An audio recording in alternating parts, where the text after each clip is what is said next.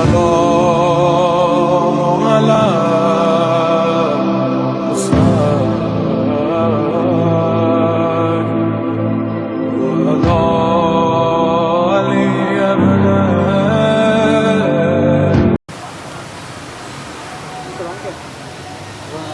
قرآن لا دوں موبائل میں نہیں قرآن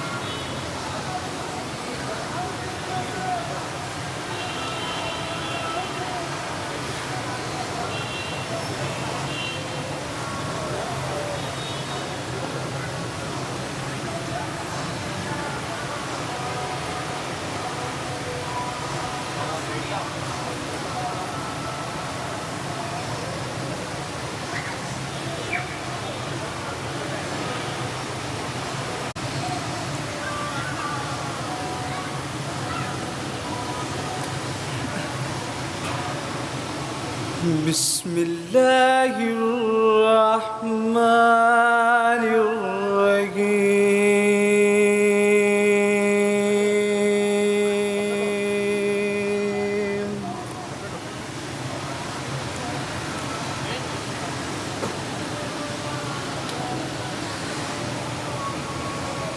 اِنَّا أعطيناك الكوثر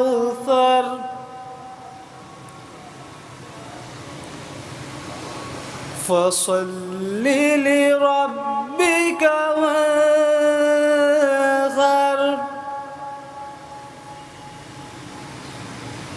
إن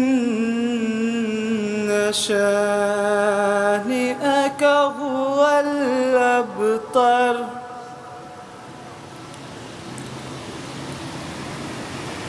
صدق اللہ العلی العظیم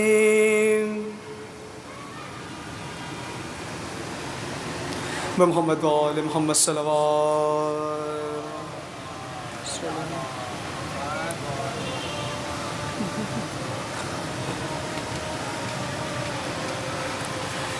میرے لاڈلے کہاں ہو میرے لاڈلے کہاں ہو اور سینے تمہیں لگاؤں اصغر میں تیری ماں ہوں آ جاؤ چاند میرے تیری پیاس میں بجھاؤں اصغر میں تیری ماں ہوں آ جاؤ چاند میرے ارے بیٹا تمہارا قاتل میرے سامنے کھڑا ہے جانے کیوں ہنس رہا ہے اور چادر بھی لٹ چکی ہے منہ کس طرح چھپاؤں اصغر میں تیری ماں ہوں آ جاؤ چاند میرے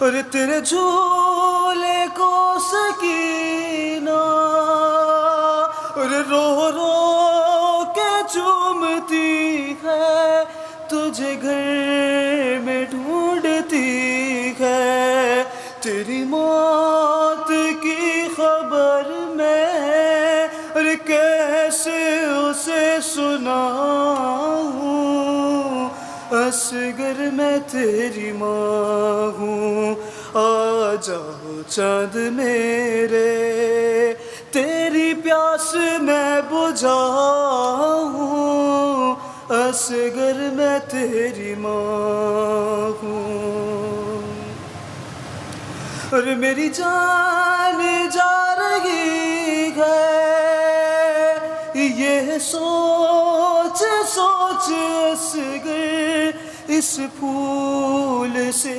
گلے پر یہ تیر کیسے جھیلا ارے بہنوں کو کیا بتاؤں، اصغر میں تیری ماں ہوں، آ جاؤ چاند میرے تیری پیاس میں بجھاؤں،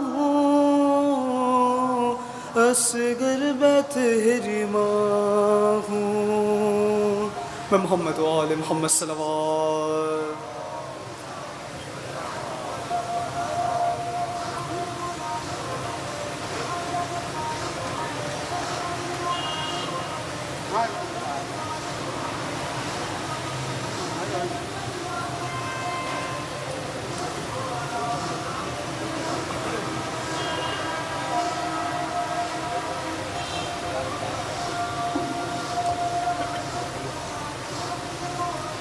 محمد وآل محمد صلوات۔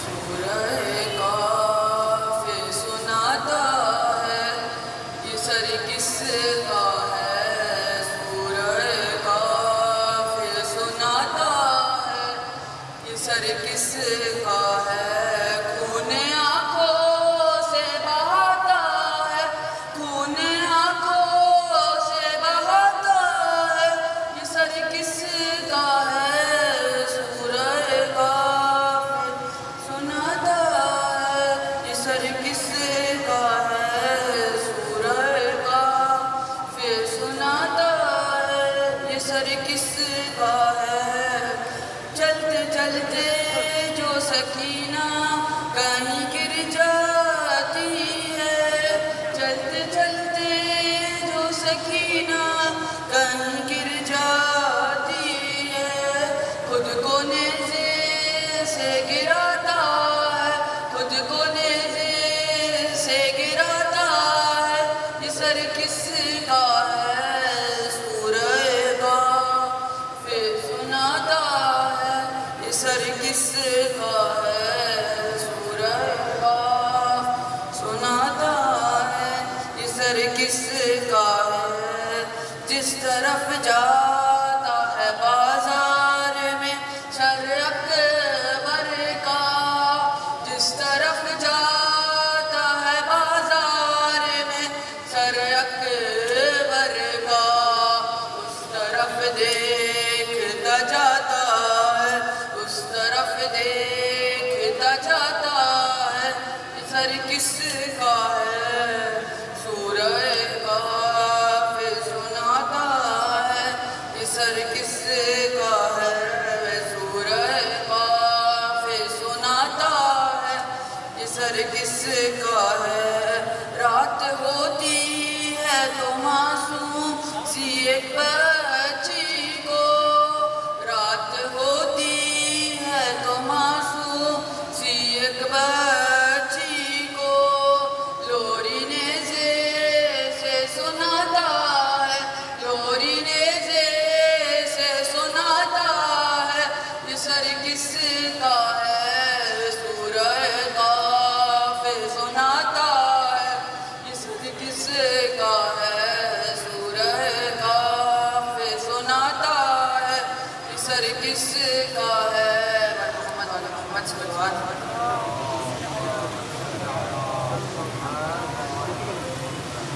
محمد وآل محمد صلوات۔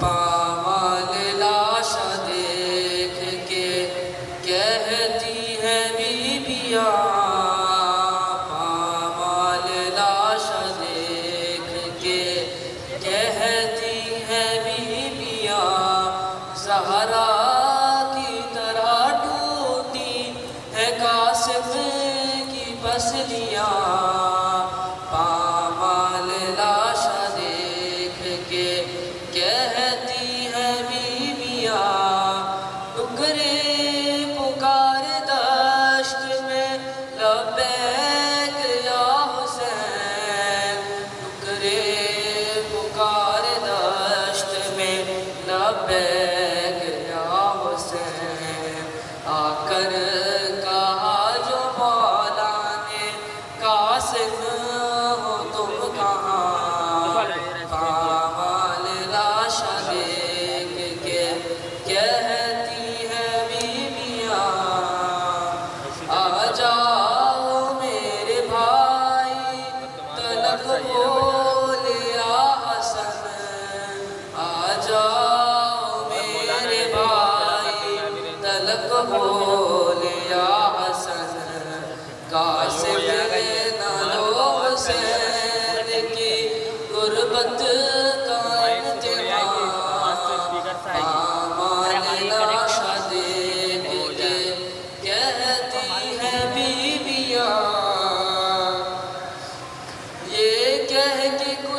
شان کشا چومنے لگے، یہ کہہ کے کچھ نشان کشا چومنے لگے، عباس دیکھو رکھ رہی ہے قاسم نیریاں، پامال لاشا دیکھ کے کہتی ہیں بیویاں، پامال جیت جی جو ہوا ایسے سلام، پامال جیت جی جو ہوا ایسے سلام، رو کر لہو یہ کہتے ہیں خود صاحب و زمان، پامال لاشا دیکھ کے کہتی ہیں بیویاں، اور محمد و آل محمد صلوات۔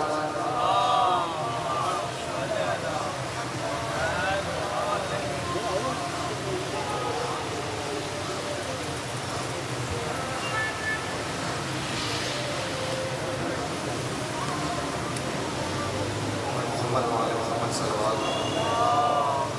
صلی علی محمد و آل قید میں جب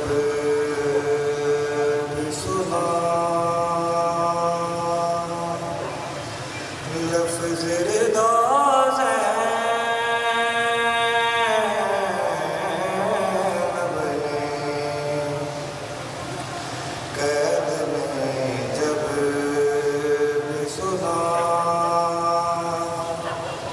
لفظ رضا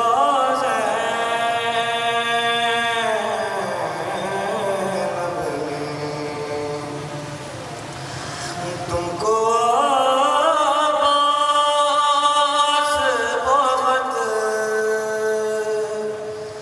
یاد کیا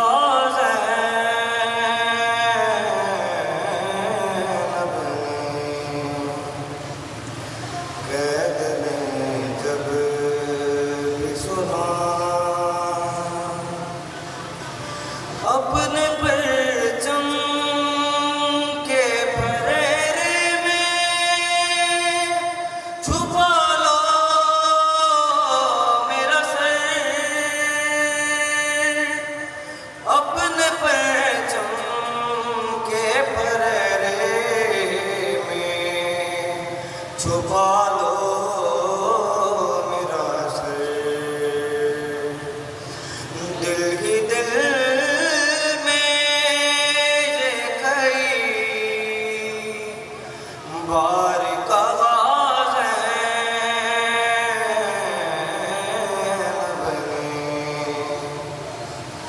قید میں جب بھی سنا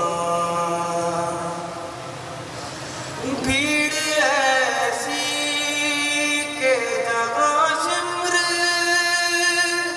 قدم گھٹتا ہو، بھیڑ ایسی کہ جہاں شمر قدم گھٹتا ہو، کیسے سہنا گے وہاں خطبہ دیا ہے۔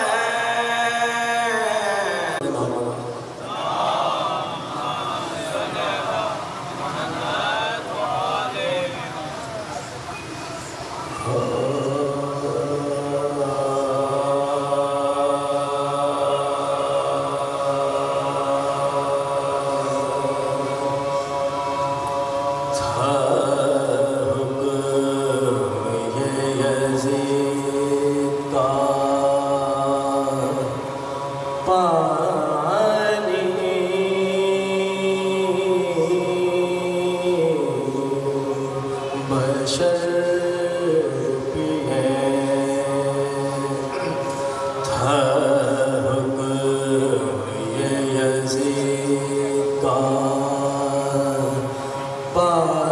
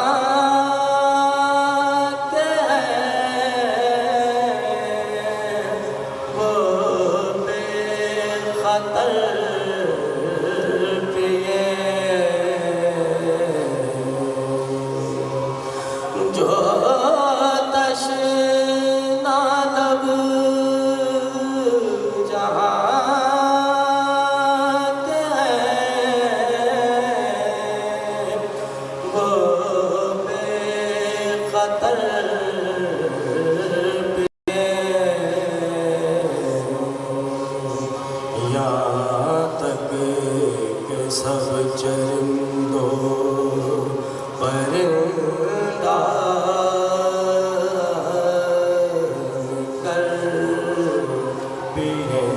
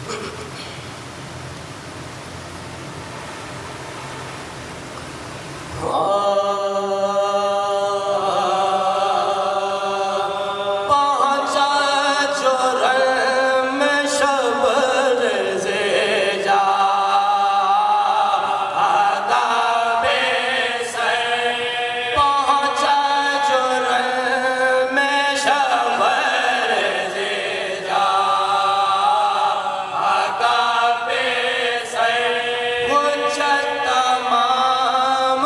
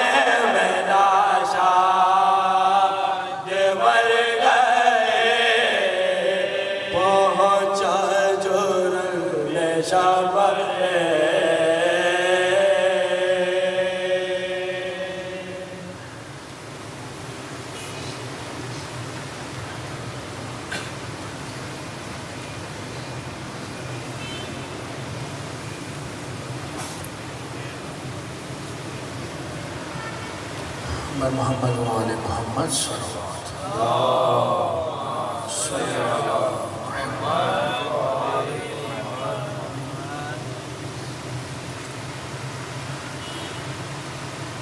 شاہ میں عاشور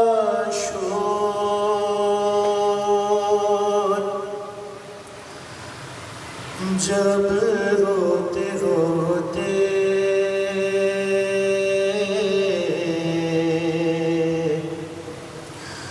غش کھا گئی سکینہ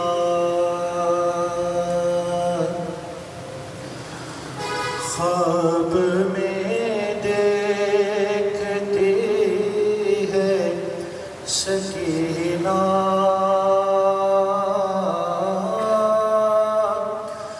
بھیا قاسم کا آیا ہے صحرا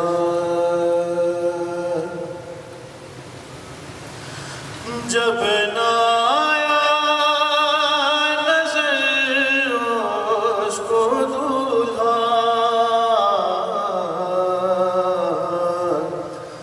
اور مقتل میں اس کو ڈھونڈنے نکلی وہ جا بجا ناگاہ اس کو لاشے قاسم نظر آیا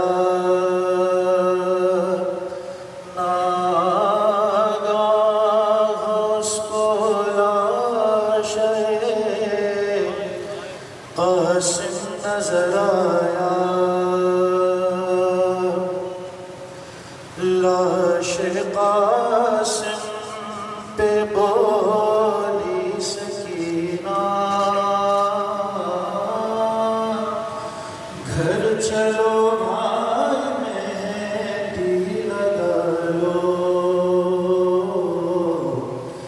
لاش قاسم پہ بولی سکینہ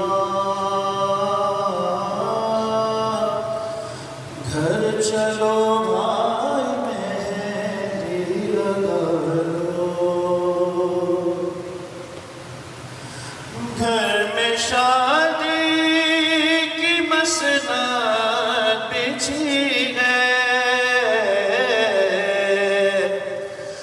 گھر میں شادی کی مسند بچھی ہے فاطمہ کبریٰ دلہن بنی ہے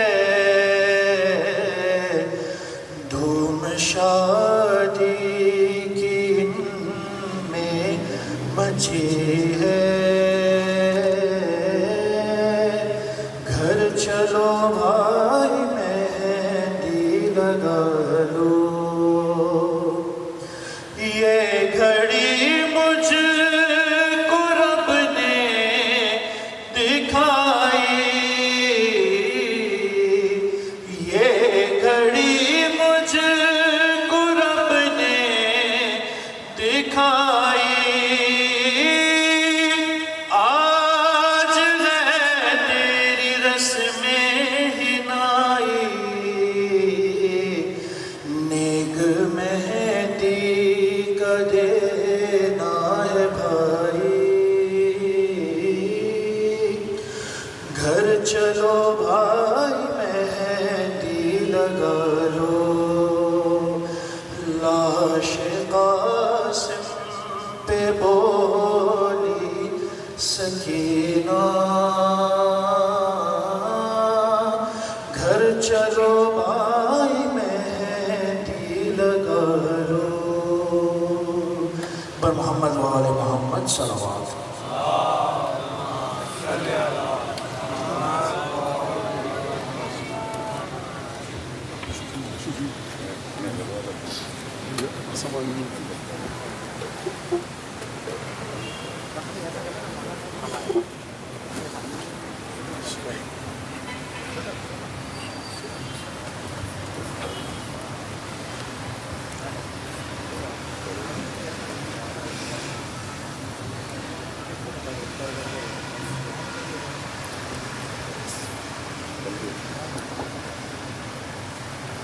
بر حبیب نہیں ہے بر حبیب خدا خاتم الانبیاء بآواز بلند صلوات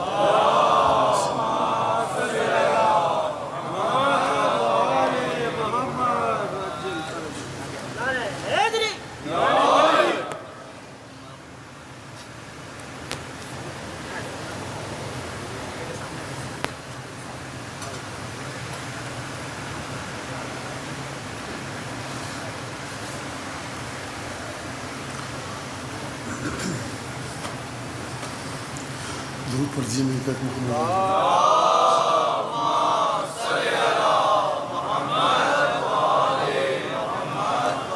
اعوذ باللہ من الشیطان الرجیم بسم اللہ الرحمن الرحیم الحمد للہ الذی جعل الحمد مفتاحا لذکرہ وسببا للمزید من فضلہ ودلیلا علی آلائہ وعظمتہ ثم الصلاة والسلام على عبده وامين وحيه وخاتم رسله سيدنا ومولانا بالقاسم محمد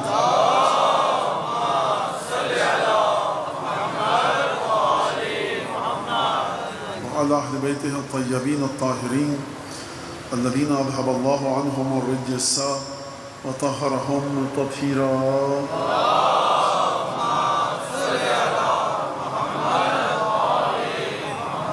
واللعن الدائم على أعدائهم أجمعين أما بعد فقد قال الله الحكيم في كتابه المجيد أعوذ بالله من الشيطان الرجيم إنا عرضنا الأمانة على السماوات والأرض والجبال فأبين أن يحملنها وأشفقن منها وحملها الإنسان إنه كان ظلوما جهولا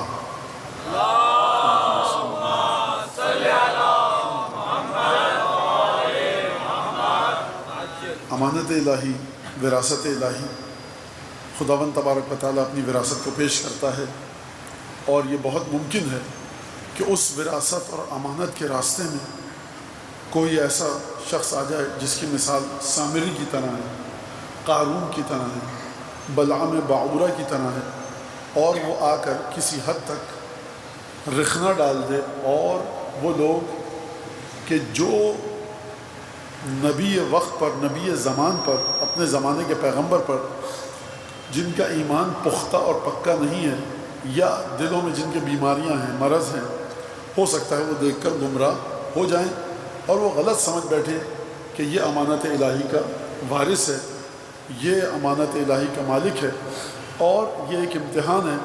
مثال آپ کے سامنے ہے، کل اور پرسوں کی گفتگو کہ ہم نے تمہاری قوم کو موسیٰ مبتلا کیا امتحان میں، اور اضلھم السامری۔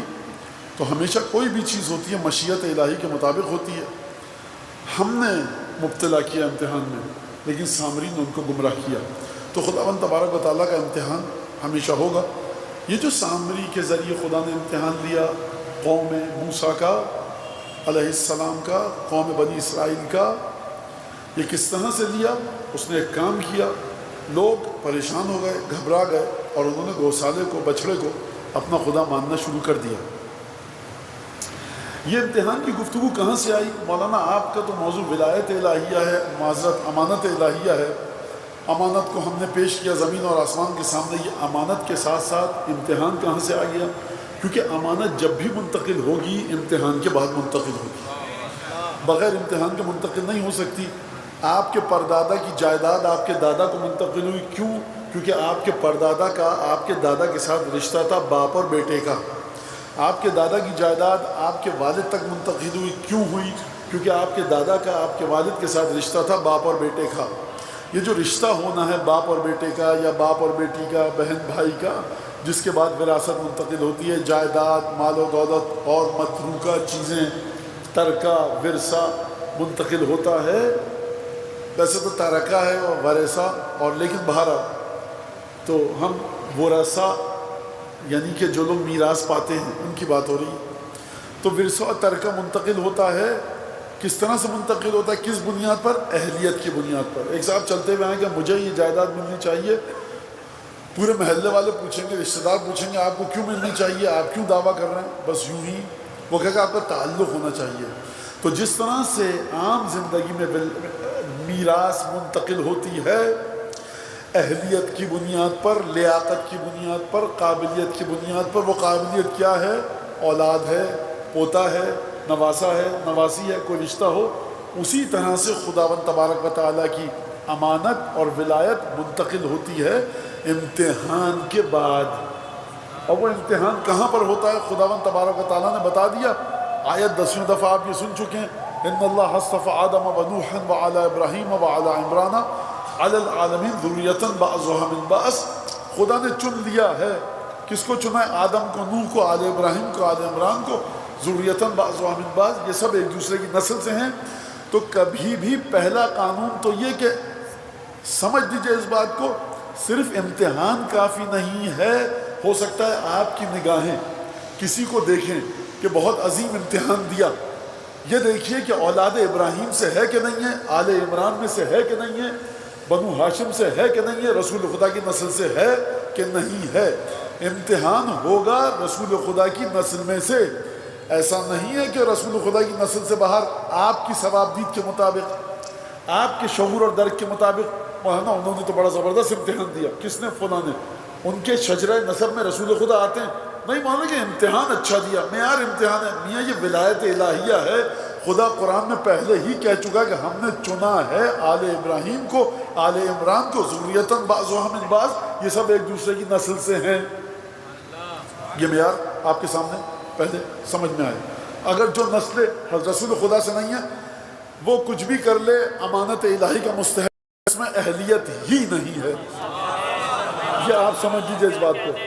وہ بہت اچھے کام کرے، متقی و عبادت گزار ہو، لیکن بحث ہی ختم ہو جاتی ہے۔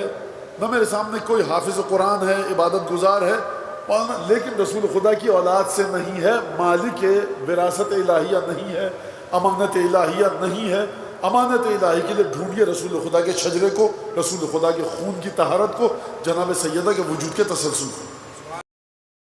یہ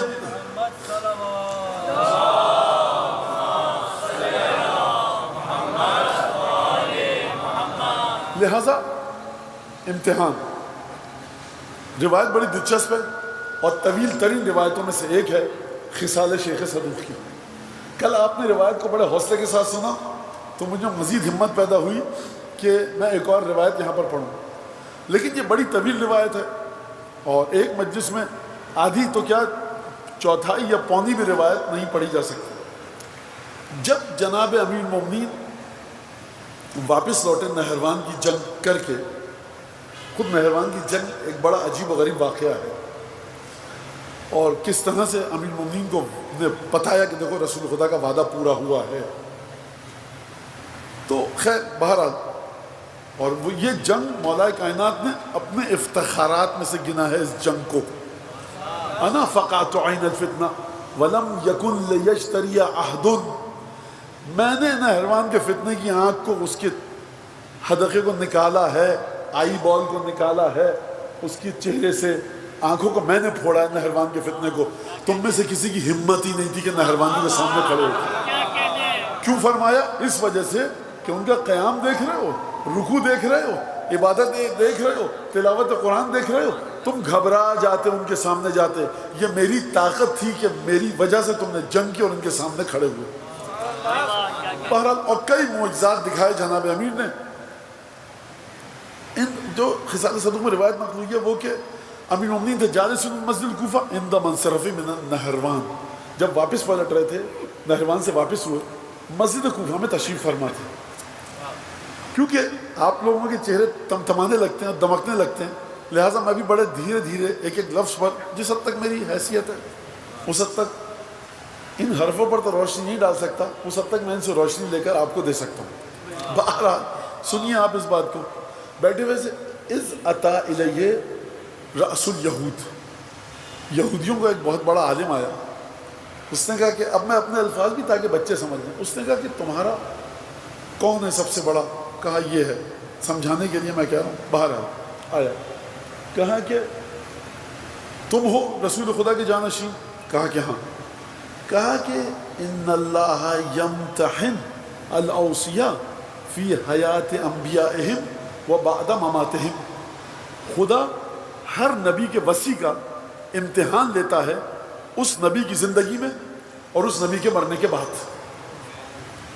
تو تم یہ بتاؤ کہ کم یمتحنوں کا، تمہارے کتنے امتحان لیے خدا نے تمہارے نبی کی زندگی میں، وَكَمْ يَمْتَحِنُكَ اور کتنے امتحان لیے بعد وفات ہی، تمہارے نبی کی موت کے بعد، وَإِلَىٰ أَيْنَ مَصِيرُكَ اور یہ بتاؤ کہ امتحان تمہارا ختم کہاں پر ہوگا، تعداد بھی بتاؤ، امتحان بھی بتاؤ۔ اِنَّا قَدْ قَرَأْنَا فِي كِتَابِنَا، ہم نے اپنی کتاب میں پڑھا ہے کہ تمہارا امتحان ہوگا۔ جو کیجئے اس بات کی، عجیب ہے۔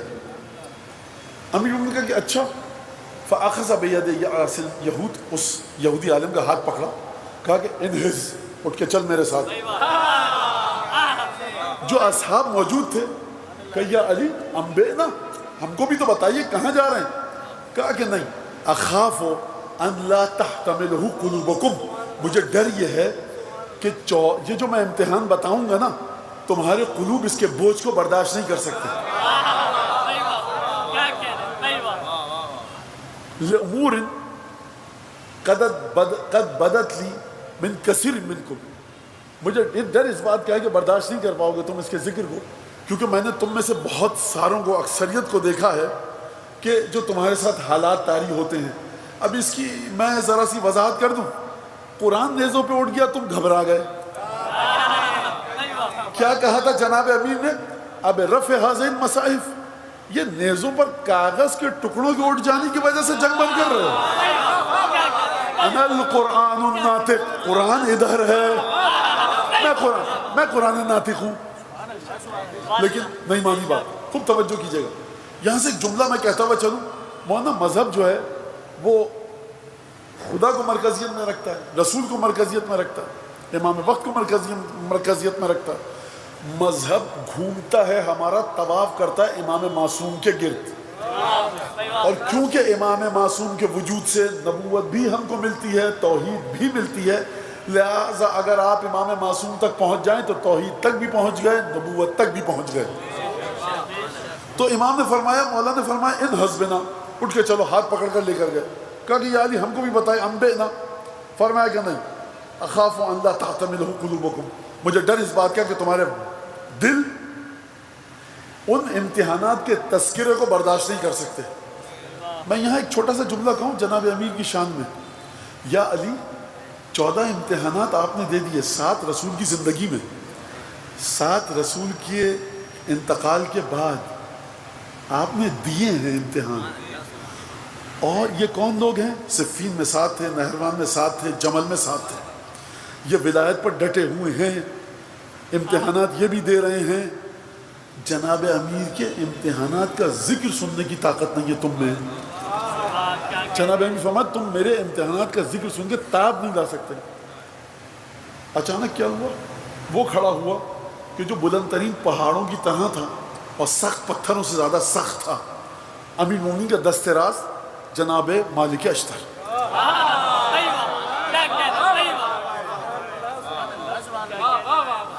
مالک ایسی، یا علی انبئنا، کہا کہ یا علی انا قد علمنا انہ لا علی وجہ الارض وسیع نبی غیرک، ہم یہ یقین رکھتے ہیں۔ مالک اشتر کا جملہ بڑا عجیب ہے، نبی پر مالک اشتر الف لام نہیں لائے ہیں، بغیر الف لام کی گفتگو کی ہے۔ اب یہ بتاتا ہوں اس کا مطلب کیا ہے۔ ہم یہ جانتے ہیں کہ اس زمین کی سطح پر کوئی وسیع نبی نہیں ہے آپ کے علاوہ، آسان سی بات ہے، مشکل نہیں ہے، لیکن مالک اشتر جو بغیر الف لام کے لانا، اس کا مطلب یہ ہے کہ کسی بھی نبی کا کوئی جانشین ہے ہی نہیں، کسی بھی نبی کا۔ بھائی کوئی آئے، جناب عیسیٰ کا ایک وصی موجود ہے، موسیٰ کے 10 وصی موجود ہیں وہاں اردن میں، 5 وصی فلاں نبی کے ہیں، جناب خضر کا ایک شاگرد ہے، آپ کے علاوہ کوئی ہے ہی نہیں۔ مالک اشتر کیا کہہ رہے ہو تم؟ مالک اشتر سنیے تو صحیح آپ، جناب ادریس زندہ ہیں، الیاس زندہ ہیں، خضر زندہ ہیں، ان کے شاگرد بھی تو ہوں گے۔ مالک جواب دیں گے، ایک نہیں 1000 شاگرد ہوں، لیکن جو توحید آ کر خلاصہ ہوئی ہے، نبوت آ کر جو خلاصہ ہوئی ہے، وصیت رسول خدا جس کی ذات میں ہے، وہ اس آسمان کے نیچے زمین کے تختے پر سوائے علی بن ابی طالب کے کوئی اور نہیں ہے۔ ادریس کے اوصیاء کو چھوڑو، خود ادریس اور خضر بھی ہوں، عیسیٰ بھی ہوں، تو علی کے سامنے 2 زانو آ کر بیٹھے۔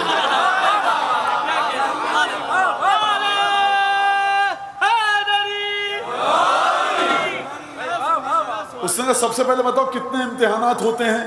اس نے یہ نہیں کہا 7 امتحان بتاؤ، تعداد نہیں بتائی، اس نے کہا کہ ہم نے اپنی کتابوں میں پڑھا ہے۔ اب جناب امیر نے تو عربی تو گھر کی زبان تھی، سیکھ لی، لیکن یہ جو یہودیوں کی کتاب تھی توریت، یہ تھی عبرانی، ہیبریو لینگویج میں، ایرامک میں۔ علی بن ابی طالب جو آخری سفر کیا ہے جناب امیر نے، 6 مہینے کے لیے گئے ہیں یمن، اس سے پہلے کہیں بھی نہیں نکلے۔ تو یہ جناب امیر کیسے کہہ رہے ہیں کہ اگر میں تجھے تیری کتابوں میں جو لکھا ہے بتا دوں، لَتُسَلِّمَنْ، تو اسلام لے آئے گا، وَلَتُقِرَّنَّ، اقرار کرے گا، قسم کھا۔ یا علی آپ کو کیسے علم ہے؟ آپ کو عبرانی نہیں آتی، آپ کو ایرامک لینگویج نہیں آتی، آپ نے تورات کہاں سے پڑھی ہے؟ پوری تاریخ کھنگال ڈالیے، 63 برس کی عمر جناب امیر کی، یہ جناب امیر نے کب وہ زبان سیکھی، کب مطالعہ کیا اور کس طرح سے کیا؟ تو دیکھیے حضور جناب امیر مومنین، یہ واقعہ آپ کے سامنے ہے، آپ امام کے علم تک پہنچنے کی کوشش کیجئے، معرفت لینے کی حد تک۔ فرمایا لو سنیت لی الوسادہ، اگر میرے لیے مسند لگائی جاتی اور تکیہ بچھایا جاتا، لَأَفْتَيْتُ أَهْلَ الْإِنْجِيلَ بِالْإِنْجِيلِ، اہل انجیل کو میں مسائل کا حل بتاتا انجیل کے ذریعے، وَلَأَفْتَيْتُ أَهْلَ التَّوْرَاتَ بِالتَّوْرَاتِ، اور اہل تورات کو تورات کے ذریعے دینی مسائل کا حل بتاتا، وَلَأَفْتَيْتُ أَهْلَ الْقُرْآنِ بِالْقُرْآنِ، قرآن والوں کو قرآن کے ذریعے بتاتا، یہاں تک کہ انجیل بول اٹھتی صدق علیون،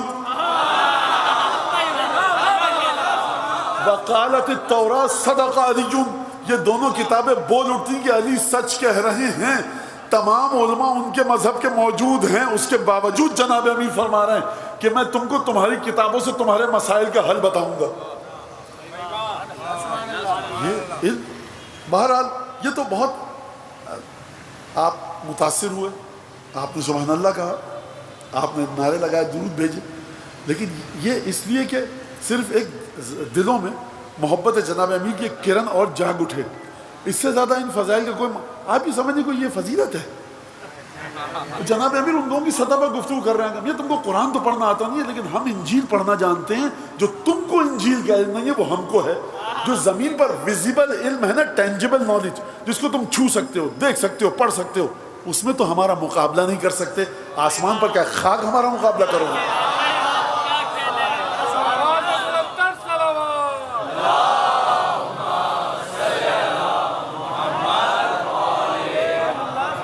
اچھا کا چلو، اب یہ جو مسجد کوفہ ہے نا، تو میں انشاءاللہ تعالیٰ کے جناب امیر کی فضیلتوں میں سے شمار کریں اس کو، حضرت حجت اور آپ حضرات سب دعا کریں کہ یہ جو میں ابھی جملہ کہنے والا ہوں اس کو بطور فضائل امام زمانہ اپنے دفتر میں سب کریں۔ آپ کی دعا پہ یقین ہے، اپنے پہ کوئی یقین نہیں ہے مجھے، یہ میں آپ کو ہمیشہ کہتا رہتا ہوں، تو دعا بھی کیجیے گا۔ یہ الہی آمین صرف کہنے سے کام نہیں چلے گا، جب دعا کوئی ڈھنگ کا آدمی کرے تب الہی آمین کام آتی ہے۔ آپ خود دعا کیجیے گا۔ مسجد کوفہ میں بیٹھے تھے، تشریف فرما تھے، لوگ آئے بیٹھے ہوئے تھے۔ اب یہ سمجھ دیجئے کہ علم ہے جناب امیر اور امتحان، یہ خود امتحان ہے جناب امیر کا جو میں آپ کے سامنے واقعہ پڑھنا چاہ رہا ہوں۔ شیخ مفید نے نقل کیا، آئے لوگ بیٹھے اور اس کے بعد کہا گیا یا علی حدث، اور علی کوئی نئی تازی، کیا خبر؟ یہ ہے جناب امیر، یہ آپ کے سامنے مرض تقریر کے سامنے آتے، جرت نہیں کہنے کی، اور قبلہ کوئی نئی تازی کیا ہو رہا ہے، درس صحیح چل رہا ہے؟ آپ کیا مولانا یہ بھی نہیں پوچھ سکتے؟ آپ یہ ہے امتحان جناب امیر کا کہ آ کر پوچھو یا علی اپنے بچوں کو کیسے سدھاریں، قیامت تک کے لیے اگر نسل چلے گی تو طیب و طاہر اولاد کیسے پیدا ہو۔ یا علی دعا کیجئے کہ عبادتوں کے مرحلے پہ آئیں، آپ کی ولایت نہ چھنیں، جہنم سے بچے رہیں، برزخ میں آپ ہماری مدد کے لیے آئیں، کیا کریں کہ پل صراط پر آپ سے ملاقات کریں، دعا کیجئے کوثر پر چلے جائیں، اور کوئی نئی تازی۔ دنیا تو پہلی بات ہے اس لائق ہے ہی نہیں کہ یہاں جناب امیر جیسی ہستیاں زندگی گزاریں۔ یہ تو خداوند تبارک و تعالیٰ نے ہم جیسوں کو نجاست سے نکالنے کے لیے ان طہارتوں کو زمین پر بھیجا، ورنہ یہ دنیا اس لائق ہے ہی نہیں۔ حدثنا یا علی گفتگو کرو، آپ دیکھ رہے ہیں یہ مطلب جملہ، مجھے نہیں پتا شیخ مفید نے کس جلتے ہوئے دل کے ساتھ یہ جملہ لکھا ہوگا۔ کہا کہ لا تطیقون، طاقت نہیں ہے تمہارے اندر اگر میں حدثنا کر دوں تو۔ کہا کہ نہیں لابد، کہا کہ انہضوا، کھڑے ہو گھر چلتے ہیں، مسجد میں سب آ رہے ہیں جا رہے ہیں، میرا جملہ ہے، میں نے آپ سے کہہ دیا میں اپنے جملے بھی ملاتا ہوں ساتھ میں۔ کہا کہ کھڑے ہو جاؤ، اٹھے، کمرے میں آئے، حجرے میں آئے اور دروازہ بند کیا اور بیٹھ گئے۔ کہا بیٹھ جاؤ، سب بیٹھ گئے، 10 15 20 25 آدمی تھے۔ کہا کہ انا الاول و انا الاخر انا الظاہر و انا الباطن انا احیی انا امید۔ کہا کہ میں اول ہوں، میں آخر ہوں، میں ظاہر ہوں، میں باطن ہوں، میں مارتا ہوں، میں زندہ کرتا ہوں۔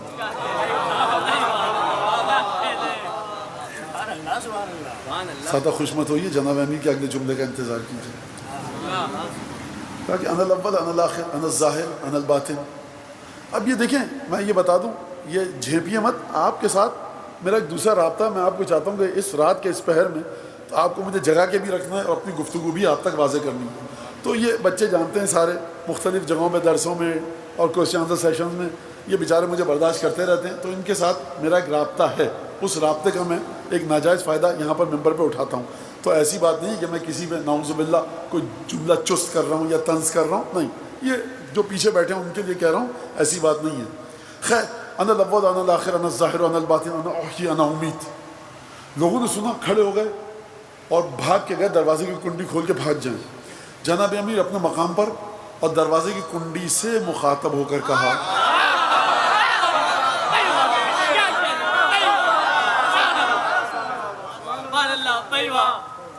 واقعاً خدا ماں باپ کو سلامت رکھے، اور تم سب بچوں کی ماؤں کو اگر موجود ہیں تو ڈھیروں نیکیاں اور توفیقات دے جناب امیر۔ میں یہ مت سمجھیے گا کہ آپ مجلس میں بیٹھے ہیں تو میں یہاں پر ایک تملق کر رہا ہوں، نہیں، واقعاً خوشی ہوتی ہے کہ ابھی تک اس شہر میں اگر فضیلت جناب امیر پڑھو نوجوانوں کے چہرے دمکنے لگتے ہیں. الحمدللہ.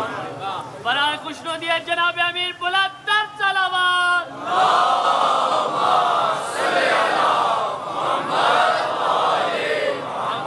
اور جب یہ کیفیت ختم ہو جائے نا فضائل پہ، سمجھ لینا کہ آپ تو زندہ ہیں، آپ کے دل سے ولایت کی موت واقع ہو چکی ہے. خوب توجہ کیجیے گا. لہٰذا مولانا نے کنڈی کو مخاطب کر کے کہا، اب ہاتھ نہیں اٹھایا تھا، یہ میرا ہاتھ اٹھ رہا ہے. فرمایا کہ یا باب استمسک نہیں، اے دروازے ان کو روک کر رکھ.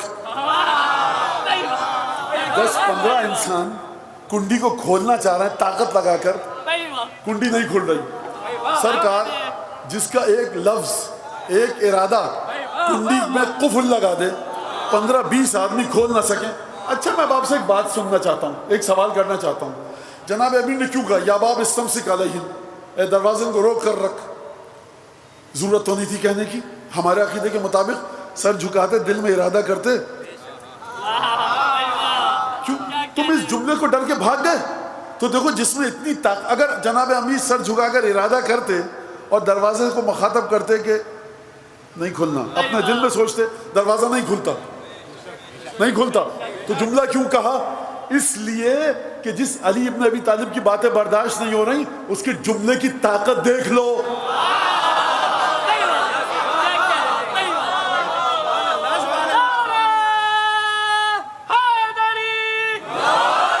اس کے جملے کی طاقت دیکھو، الفاظ کی طاقت دیکھو. مطلب رسول خدا اشارہ کیا تو چاند 2 ٹکڑے ہوا. اگر بیٹھے بیٹھے رسول خدا سوچتے چاند 2 ٹکڑے ہو جائے، نہیں ہو سکتا. ہو سکتا تھا. ثابت کیسے ہوتا کہ آپ کی انگشت مبارک میں یہ طاقت ہے؟ غور کیا آپ نے؟ لہٰذا یہ مت سمجھیے امیر المومنین اٹھیں 2 رکعت نماز پڑھیں. اچھا کبھی کبھی ایسا ہوا ہے کہ جناب امیر نے اٹھ کر 2 رکعت نماز پڑھی ہے، مناجات کی ہے، اور اس کے بعد یہ واقعہ ہوا ہے. کبھی ایسا بھی ہوا ہے. لیکن سرکار مرضی ہے، مالک کل ہے، نماز پڑھ کر معجزہ دکھائے، اشارہ کر کے معجزہ دکھائے، دل میں خیال لا کر معجزہ دکھائے. لہٰذا خوب توجہ کیجیے اس بات کے اوپر. کہا کہ نہیں کھلی کنڈی، نہیں کھلی. کہا کہ اچھا ہاں مطلب کچھ طاقت ہے واقعہ اس آدمی میں. تو اچھا یہ بھی نہیں پتا. شیخ مفید نے نقل واپس آئے بیٹھے. جناب امیر فرمایا اب میں تمہارے لیے تشریح کرتا ہوں. جی فرمائیے. یا علی کا انا الاول وانا الاخر. دیکھو انا اول من آمن برسول اللہ و آخر من شیعہ. سب سے پہلے میں ہوں جس نے رسول کی تصدیق کی، اور آخری انسان وہ ہے اس دنیا کا جو رسول خدا سے جدا ہوا. کیا مطلب؟ قبر میں ساتھ اترا تھا، نماز میں نے پڑھائی تھی، غسل میں نے دیا تھا، تم میں سے کوئی ساتھ میں نہیں تھا. دیکھو انا الظاہر و انا الباطن. ظاہر بھی میں ہوں، باطن بھی میں ہوں. میرے پاس علم ظاہر بھی ہے، میرے پاس علم باطن بھی ہے. دیکھو جو میں نے کہا انا احیی و انا امید، مارتا میں ہوں، موت میں دیتا ہوں، زندہ میں کرتا ہوں. تو خوش مت ہو جائیے جناب امیر موت دیتے ہیں اور زندہ کرتے ہیں. یہ ایک غلاموں میں سے غلام ہے جناب امیر کا، اس کا نام ہے اسرائیل. وہ یہ کام کرتا ہے، جناب امیر نہیں کرتا.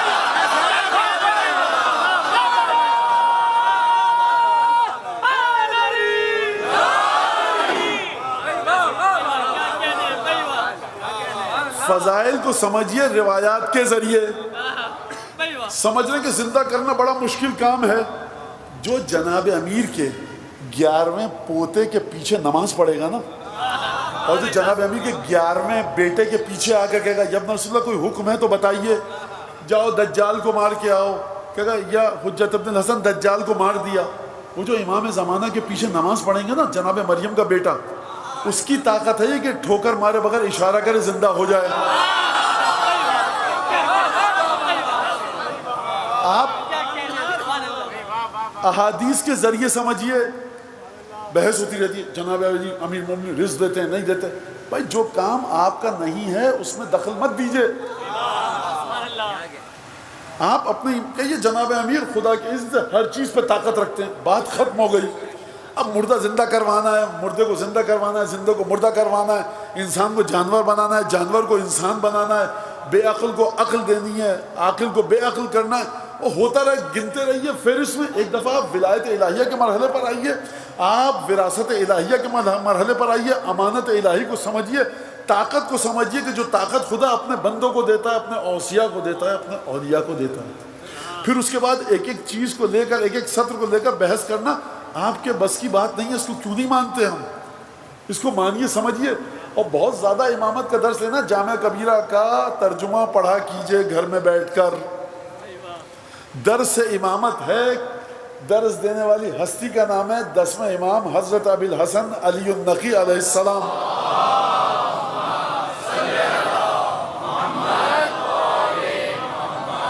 جا کے ترجمہ پڑھیے. جو چیز سمجھ میں نہیں آئے آگے بڑھ جائیے, کوئی مسئلہ نہیں ہے. لہٰذا جناب امیر یہی مسجد کوفہ کا واقعہ گئے اور یہ کام ہوا. کہا ان حزبنا اٹھو. مالک اشتر نے یا علی ہم یہ جانتے ہیں کہ آپ کے علاوہ, جملہ یاد ہے نا, رسول خدا کا وصی نہیں, کسی بھی نبی کا کوئی وصی اس وقت ہے ہی نہیں. نہیں وہ وہاں پر کوفے کے اس گلی میں وہ رہتے تھے صاحب, مدینے میں وہ رہتے تھے, نہیں قدموں کی دھول کا مقابلہ نہیں کر سکتا آپ کے مولا کی کوئی. اس کو ذہن میں رکھیے. اچھا اب مالک اشتر کی جرت کیوں ہوئی کہنے کی؟ سوال ہے نا. بقیہ سب اصحاب کیا تھے, ان کو شک تھا؟ نہیں. مالک کا جو تعلق تھا جناب امیر کے ساتھ وہ اطاعت محض کا تھا. اسے کہتے ہیں دنیاوی شفاعت. یا علی ہم ایسے ہیں تو ہم کو کیوں محروم کر رہے ہیں؟ کسی اور میں جرت نہیں تھی. مالک کے بارے میں کیا کہا جناب امیر نے؟ لو کان جبلا لکان فندا ولو کان حجرا لکان صلدا. مالک تمہیں کیا پتا مالک کون تھا؟ اگر مالک پہاڑ ہوتا تو بلند ترین پہاڑ ہوتا, اور اگر مالک کو پتھر کے ذریعے سمجھنا چاہو تو مالک سخت ترین پتھر ہوتا. سپہ سالار جنگ صفین میں, اور حاکم کے خیمے کے پاس پہنچ گئے تھے مالک, جنگ ہو رہی تھی. جب جناب امیر نے بلوایا ہے, قاصد سے کہا, جو ڈاکیا پیغام لے کر آیا تھا, جو قاصد, کہا کہ امیر مومنین سے کہو بقدوۃ الفرس, گھوڑے کی چھلانگ کے برابر فتح باقی ہے. ابھی جاؤں گا اور حاکم کا سر کاٹ کے آپ کے سامنے لاؤں گا. جناب امیر کا پیغام دیا, کہا یا علی یا امیر المومنین, مالک کہہ رہا ہے ایک گھوڑے کی چھلانگ ہے, خیمے کے باہر قلب لشکر میں اکیلا مالک جنگ کر رہا ہے.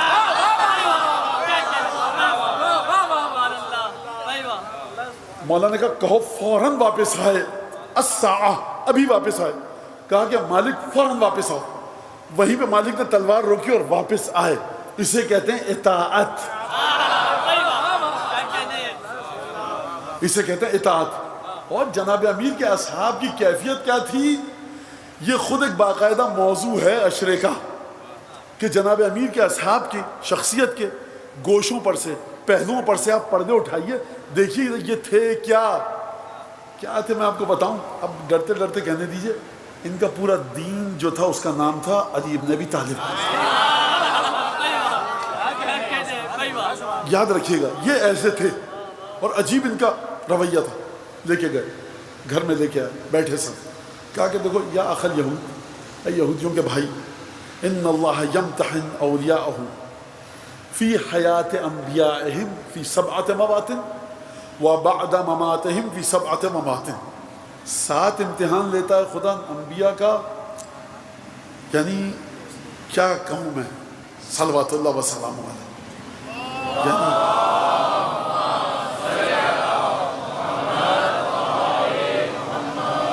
انشاءاللہ کہ دیکھیے غیب میں ایک ہستی ہے, سن رہی ہے میری اور آپ کی یہ سب الفاظ, میری یہ ٹوٹے پھوٹے بے دم اور بودے الفاظ جو علی بن ابی طالب اپنے اصحاب سے کہا تم برداشت نہیں کر سکتے. میں کتنی آسانی سے پڑھ رہا ہوں, اسی لیے مجھے معرفت ہی نہیں ہے جناب امیر ہیں کیا یہاں بیٹھ کر. اور یہ دعا کیجئے, ایک ایک امتحان ایسا ہے کہ کسی بھی انسان کو اس امتحان سے گزرنا پڑ, لرز جائے, بدن کی ہڈیاں چکنا چور ہو جائیں, زندہ نہ رہے, دیوانہ ہو جائے, لیکن صلوات اللہ وسلام علیہ, فاطمہ بنت اسد کے چہیتے نے, ابو طالب کے سپوت نے کتنی آسانی سے امتحانوں کو گزارا ہے. آپ جا کر زیارت پڑھیے جناب امیر کی, کوئی کیا سمجھ آیا امیر مومنین ہے کیا, جا کر دیکھیے امام ہادی زیارت پڑھیں اپنے جد کی, غدیر کے دن آ کر قبر مطہر مولا کے سامنے. مجھے لگتا ہے کہ لرزہ بر اندام ہے کون, حجت خدا لسان اللہ, جناب امیر کی قبر کے سامنے لرزہ بر اندام.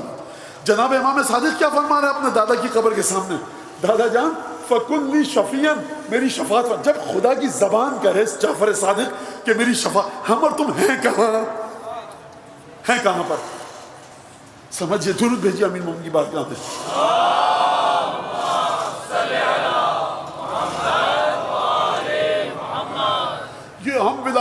مولائی ہیں ہم ملنگ ہیں ہم درویش ہیں، تم کچھ نہیں ہو، غلام علی بنو، غلام علی، اطاعت کے مرحلے پر لاؤ، عمل میں اطاعت ہو جناب امیر کی، عقیدے میں اطاعت ہو جناب امیر کی، یہ ڈھکوسلے بازیاں مت کرو، ہم اخباری ہیں، ہم ملنگ ہیں، ہم قلندر ہیں، ہم ماتمی ہیں، مدرسے والے ہیں، ہم نمازی ہیں، ہم یہ کوئی کچھ نہیں ہے جب تک کہ اپنی جبی سائی نہ کرے در نجف اشرف پر۔ یہ عنوانہ سے مت ڈرا کیجئے آپ لوگ، ہم وہ ہیں، کوئی عنوان نہیں ہے ہمارے مذہب میں، صرف ایک عنوان ہے جو رسول خدا دے کر گئے، یا علی انت و شیعتک ہم الفائزون، تم اور تمہارے سچے مخلص چاہنے والے ہی کامیاب ہیں۔ وہ بولا ہم بڑے نظریاتی شیعہ ہیں، یہ ہم ماتمی شیعہ نہیں ہیں، وہ ماتمی کچھ ڈھونگے ڈھکوسلا ہے، فضولیات ہے، سب خوب اچھی طرح سے بچے اس بات کو کام، مجھے یہ بات اس طرح سے نہیں کہنی چاہیے تھی، لیکن میں دیکھ رہا ہوں بچے کنفیوز ہو رہے ہیں، بچے پریشان ہیں کہ ملاک اور معیار اور مقیاس اور پیمانہ اور کرائٹیریا جناب امیر کی ولایت کا ہے کیا؟ جو کرائٹیریا ہے کسی ہمہ شمہ سے مت پوچھو، جاؤ حضرت ابو الحسن علی ابن محمد النقی اپنے 10ویں امام سے پوچھو، 6 امام سے پوچھو، زیارتیں جا کر مطالعہ کرو اپنے مولا کی اور آقا کی، جا کر رسول خدا کی حدیثوں کو دیکھو، جناب امیر کے لیے فرمایا، قرآن کی آیتوں کو پڑھو، کسی مولانا کی ضرورت نہیں ہے ولایت کے عقیدے کو دل میں اتارنے کے لیے، یہ فضول میں ہم نے تم کو اپنے پیچھے لگا رکھا ہے، جا کر 14 معصومین کی بارگاہ میں جبی کو جھکاؤ، ولایت وہاں سے ملے گی، یہ تو ذکر ہے۔ میں ثابت کرنا چاہتا ہوں یا علی میں بھی اس جانور کی طرح جو مالک کو دیکھ کے دم ہلاتا ہے، بس اس حد تک اوقات ہے، اس سے زیادہ نہیں ہے اوقات، مانتے کیوں نہیں ہو اس بات کو؟ خوشنودی ہے جناب امیر بلند تر صلوات۔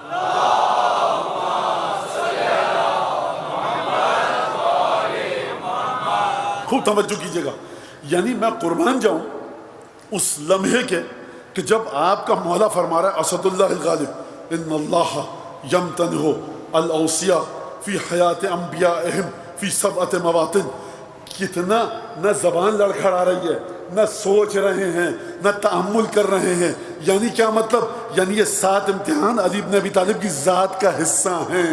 اے یہودی بھائی میرے، تو مجھے سوچنے دے ذرا، نہیں، فرمایا خداوند تبارک و تعالی انبیاء کی زندگی میں 7 امتحان لیتا ہے ان کے جانشینوں کے، وَيَمْتَحِنْ فِي 7 مَوَاطِنْ بَعْدَ مَمَاتِهِمْ، اور جب انبیاء چلے جاتے ہیں تو 7 امتحان لیتا ہے ان کے مرنے کے بعد، اور فرمایا فَإِذَا رَضِيَ مِحْنَتُهُمْ، جب ان اوصیاء کی آزمائش سے ان کے زمانے کا نبی راضی ہو جاتا ہے، ان کا خدا خوش ہو جاتا ہے، یعنی جناب امیر جو 7 امتحان دے رہے ہیں رسول خدا کی زندگی میں، خدا بھی خوش ہو رہا ہے، رسول خدا بھی خوش ہو رہے ہیں، یعنی مقام نبوت بھی راضی، مقام ربوبیت بھی راضی۔ فرمایا جب راضی ہو جاتا ہے ان یتخذوہ وصیہم بعد مماتہم، جب 7 امتحان سے، خوب توجہ کیجئے گا، یہ من کنت مولا فہذا علی مولا، میں ایک جملہ کہوں، یہ میرا جملہ نہیں ہے، جس کا جملہ ہے ثواب اس کو پہنچے، اور میں بتا دوں یہ خدا ایسی ماؤں کو سلامت رکھے جو ایسی بچیوں کی، میری بیٹیوں کی، میری بچیوں کی تربیت کر رہے ہیں، میرے سماج کی بچیوں کی۔ یہ کالج کی ایک بچی کا ترجمہ ہے، بیٹی کا ہماری، کہ جس نے مجھے بھیجا پیغام میں، مولانا اس سوال کا جواب دیجئے۔ میں نے کہا بیٹا اس سوال کا جواب کیا دوں؟ پھر اس نے بتایا سلام ہے ایسی ماؤں کو، سلام ہے ایسے ماں باپ کو کہ جو ہم جیسے لوگوں کو، کہ جن کی داڑھی کے بال سفید ہو گئے درز دے رہے ہیں۔ کہا کہ جب غدیر میں امیر المومنین کو اٹھایا رسول خدا نے، تو مولانا تھینکس گیونگ اسپیچ کیوں نہیں ہے امیر المومنین کی؟ یہ سوال بتا رہا ہے کہ کسی عالم کا نہیں ہے، لیکن ہے عالمانہ۔ دعا کیجئے ایسے بچوں کے لیے، یہ ہماری قوم کی بیٹیاں ہیں، یہ ہماری قوم کی بچیاں ہیں۔ میں کہا بیٹا مجھے نہیں پتا۔ کہا کہ مولانا جتنی بھی مٹھاس آئی ہے نا غدیر کی، وہ ہم لوگوں کے حصے میں آئی ہے، تلخی ساری مولا نے برداشت کی ہے۔ یہ معمولی جواب ہے، یہ معمولی جواب۔ کہاں غدیر میں اچھے کپڑے پہنو، مٹھائیاں کھاؤ، ایک دوسرے کے گھر جاؤ، قصیدے پڑھو، خبردار غم نہ آئے چہرے پر، مسکراؤ، ہنسو، بولو، خوش ہو، کھانے کھاؤ، خوشی کا عنصر، شاد و شاد کام رہو۔ تلخی کہاں گئی؟ تلخی لیے صاحب غدیر نے اپنے وجود میں، وجود امیر مومنین بخدا۔ میں اس سے زیادہ خیر بات نہیں کروں گا۔ فرمایا خدا 7 امتحان لیتا ہے زندگی میں انبیاء کے، اور 7 امتحان لیتا ہے انبیاء کے مرنے کے بعد۔ جب 7 امتحان انبیاء کی زندگی میں دے دیتے ہیں نا، رضا رضیہ محنتہم، جب خدا راضی ہو جاتا ہے اور انبیاء راضی ہو جاتے ہیں، ان یتخذوا اوصیاءہم، تو خدا حکم دیتا ہے انبیاء کو کہ دیکھو 7 امتحان تمہارے وسیع نے دے دیے، اب ان کو تم اپنا ولی بنا دو زندگی میں، یہ تمہارے ساتھ ہیں، یہ تمہارے ساتھ جڑے رہیں گے۔ اور اس کے بعد فرماتا ہے کہ جب جاتے جاتے امتحان ختم ہو جائے تو کہتا ہے مرنے کے بعد اعلان کر کے جاؤ کہ تمہارا وصی یہی ہے کہ جو 7 امتحان جس نے تمہاری زندگی میں دے دیے، جیسے ہی نبی کی آنکھ بند ہوتی ہے، اب میں آ جاؤں اپنے مرحلے پر، اپنے موضوع پر، جیسے ہی رسول خدا کی آنکھ بند ہوئی صلوات اللہ وسلام علیہ وعلی آلہ، جیسے ہی آنکھ بند ہوئی رسول خدا کی، اب اس کے بعد مرحلہ شروع ہو جاتا ہے وصیت کا، وَإِن يَتَّخِذُوا وَصِيًّا یا الْأَوْصِيَاءَ بَعْدَ مَمَاتِهِمْ، جب نبی مر جائے گا، نبی کو موت آ جائے گی، انتقال ہو جائے گا، شہادت ہو جائے گی، تو پھر یہ وصی بنے گا کس کا؟ نبی کا۔ یہ 7 امتحان۔ اور پھر اذا رضیہ محنتہم، اس نے کہا تھا کہ کتنے امتحان؟ مولانا کا 7 اس وقت، 7 اس وقت۔ اس نے ایک اور سوال بھی کیا تھا، وَإِلَىٰ أَيْنَ مَصِيرُكُمْ اِذَا رَضِيَ مِحْنَتَهُمْ، یہ بتاؤ کہ تمہارا راستہ، تمہارا انجام کیا ہوگا جب خدا تمہارے امتحانوں پہ خوش ہو جائے، تمہارا محمد تمہارے امتحان پہ خوش ہو جائے، تمہارا اللہ تمہارے امتحانوں سے راضی ہو جائے، تو تمہارا اختتام کس موقع پر ہوگا؟ خوب توجہ کیجیے گا، سوال آسان سا ہے، اگر راضی ہو جائے گا میں جنت میں جاؤں گا، نہیں سرکار، جنت تڑپ رہی ہے جناب امیر کے لیے، جناب امیر جنت کے لیے نہیں تڑپ رہے۔ ان الجنت تشتاق الی 4، روایت ہے ہمارے پاس، جنت 4 کے لیے تڑپ رہی ہے۔ فرمایا سلمان، مقداد اور عمار کے لیے، وعلی رابعہم وامامہم، اور علی ان کا چوتھا ہے اور علی ان کا امام ہے، یعنی جنت علی کے غلام اور خود جناب امیر کے لیے تڑپ رہی ہے کہ کب یہ آئیں گے اور میرے اندر ان کا وجود سمائے گا۔ اگر جناب امیر کہیں کہ جب میرا امتحان ختم ہو جائے گا تو مجھے جنت ملے گی، جانتے ہیں کہ یہودیوں کی کتابوں میں کیا لکھا ہے؟ فرمایا اذا رضی محنتہم، فرمایا کہ جب راضی ہو جائے گا پروردگار 14ویں امتحان سے بھی، تو ان کو موت دے گا، اور لَيُلْحِقَهُمْ بِأَنْبِيَائِهِمْ، اور مرنے کے بعد خدا، مجھے نہیں پتا، آپ سمجھ جائیں گے ویسے آپ لوگ، اور مرنے کے بعد جب میرے 14 امتحان، دیکھیے اب میں اپنی مرضی سے ترجمہ کر رہا ہوں سمجھانے کے لیے آسان کر کے، تو یہ مت سمجھیے کہ مولانا ہو بہو روایت کا ترجمہ کر رہے ہیں، حجت خدا کے جملے ہیں، اپنی مرضی سے کوئی بیچ میں کوئی جملہ ڈال نہیں سکتا اس کے اندر جان بوجھ کے، میں اس لیے بتا رہا ہوں آپ کو کہ میں جملے اپنی مرضی سے رکھ رہا ہوں تاکہ آپ کی سمجھ میں آئے۔ تو فرمایا جب 14واں امتحان بھی ختم ہو جائے گا تو خدا کیا کرے گا؟ خدا مجھے جنت میں لے کے جائے گا؟ نہیں، جناب امیر کی جنت کو سمجھیے کیا ہے، فرمایا یلحقہم بانبیائہم، مجھے میرے بھائی رسول خدا کے پاس لے کر جائے گا۔ یہ جو آپ کہتے ہیں نا ہماری جنت پنجتن ہے، بالکل صحیح ہے، کیا کہنے، بالکل صحیح ہے، ہماری جنت پنجتن ہے۔ انشاءاللہ کہ خدا میرے اس عقیدے کو حقیقت پر مبنی سمجھے انشاءاللہ، بحق پنجتن، بحق 4 معصومین۔ لہذا فرمایا ہمیں موت دے گا اور ہمیں ہمارے نبی سے ملحق کر دے گا۔ فرمایا 14 امتحان بتاؤ، فرمایا عجیب جملہ ہے، واللہ الذی لا الہ غیرہ ان انا اجبتک او انبأتک بحق اما سألت عنہ لتقرن ولتسلمن، قسم ہے اس خدا کی جس کے بجائے، جس کے علاوہ کوئی خدا نہیں ہے، اور اس خدا کی قسم کہ انزل التوراۃ علی موسیٰ والذی فلق البحر لموسیٰ، اب یہودی ہے نا اس کی زبان میں بات کر رہے ہیں مولانا، فرما رہے ہیں قسم ہے اس خدا کی جس کے علاوہ کوئی معبود نہیں ہے، اور قسم ہے اس خدا کی جس نے موسیٰ پر توریت نازل کی اور بنی اسرائیل کے لیے دریائے نیل کو شق کیا۔ مولانا نے قسم کھائی اس کے سامنے، قسم دے رہا ہوں تجھے اس خدا کی، ان اجبتک ان بحق اما سألت عنہ، اگر میں تجھے وہ سب سچ سچ بتا دوں، لتقرن، خود یہ میں کیسے اس میں جلدی جلدی گزروں اس حدیث سے، اور آپ کا بڑا میں شکریہ ادا کر رہا ہوں کہ آپ حوصلے سے سن رہے ہیں۔ پہلی بات تو یہ کہ مسلمان ہو جائے گا، نہیں مسلمان ہونا کام نہیں ہے، پہلی بات تو یہ بتا کہ تو یہ اقرار کرے گا کہ یہی تیری کتابوں میں لکھا ہے۔ یہ کیوں جناب امیر نے کہا؟ اس وجہ سے کہ شان رسالت درمیان میں ہے، یہ سب کچھ میں نے اپنے بھائی رسول خدا سے لیا ہے، اور یہ اگر تو کہے گا نہیں اس میں کمی بیشی ہے، تو یہ میں تجھے جو کچھ بھی بتا رہا ہوں یہ اپنے بھائی سے لے کر بتا رہا ہوں، مجھے غیب سے متصل میرے بھائی نے کیا ہے، لہٰذا میں جو کچھ بھی لوں گا اپنے بھائی سے لوں گا۔ خدا کی قسم کھا کر تو بتا، موسیٰ کے لیے خدا نے دریا کو شق کیا، اس خدا کی قسم کھا کر بتا۔ جس موسیٰ کے لیے خدا نے توریت کو نازل کیا، اس کی قسم کھا کر بتا۔ اگر میں تجھے بتاؤں گا لَتُقِرَّنَّ، تو مانے گا کہ میں سچ کہہ رہا ہوں۔ وَلَا تُسَلِّمَنَّ، اسلام لے آئے گا؟ اس نے کہا کہ بالکل نعم، اور یہی قسم کھائی بِحَقِّ الَّذِي أَنزَلَ التَّوْرَاةَ عَلَى مُوسَىٰ وَفَلَقَ الْبَحْرَ لِمُوسَىٰ، اسی رب کی قسم کہ جس نے موسیٰ پر توریت کو نازل کیا اور موسیٰ کے لیے دریا کو شق کیا، میں مان لوں گا۔ فرمایا اما اولہن، ان 7 امتحان میں سے پہلا امتحان جب رسول خدا نے اعلان کیا نبوت کا اور کہا قولوا لا الہ، دیکھیے میں پھر کہہ رہا ہوں، بار بار کہہ رہا ہوں کہ میں اپنے جملے بھی آسانی جو آپ کے ذہنوں کے ساتھ فیملیئر ہیں، مانوس ہیں، جو آپ کے ذہنوں میں پہلے سے ہیں، ان جملوں سے مدد لے رہا ہوں۔ جب رسول خدا نے فرمایا کہ کہو لا الہ الا اللہ محمد الرسول اللہ تفلحوا، فلاح پا جاؤ گے، انکروہ واستنکفوہ واستعظموہ، رسول خدا قریش نے، بنو عبد المطلب نے، پڑھ چکا ہوں نا میں، ہاتھ مارا تھا، آپ واقعہ یہاں پڑھ چکا ہوں۔ فرمایا کہ کہا کہ اس کے اوپر کہاں سے وحی آ گئی، ہم نہیں مان رہے، سرتابی کی، نافرمانی کی، اکڑ کے کھڑے ہو گئے۔ کہا کہ اب وہ جو روایت ہے سنن نسائی کی، امام نسائی کی روایت، کیا کہ من یبایعنی علی ان یکون، کون میری بیعت کرے گا کہ جو میرا خلیفہ ہوگا، بھائی ہوگا، وارث بنے گا۔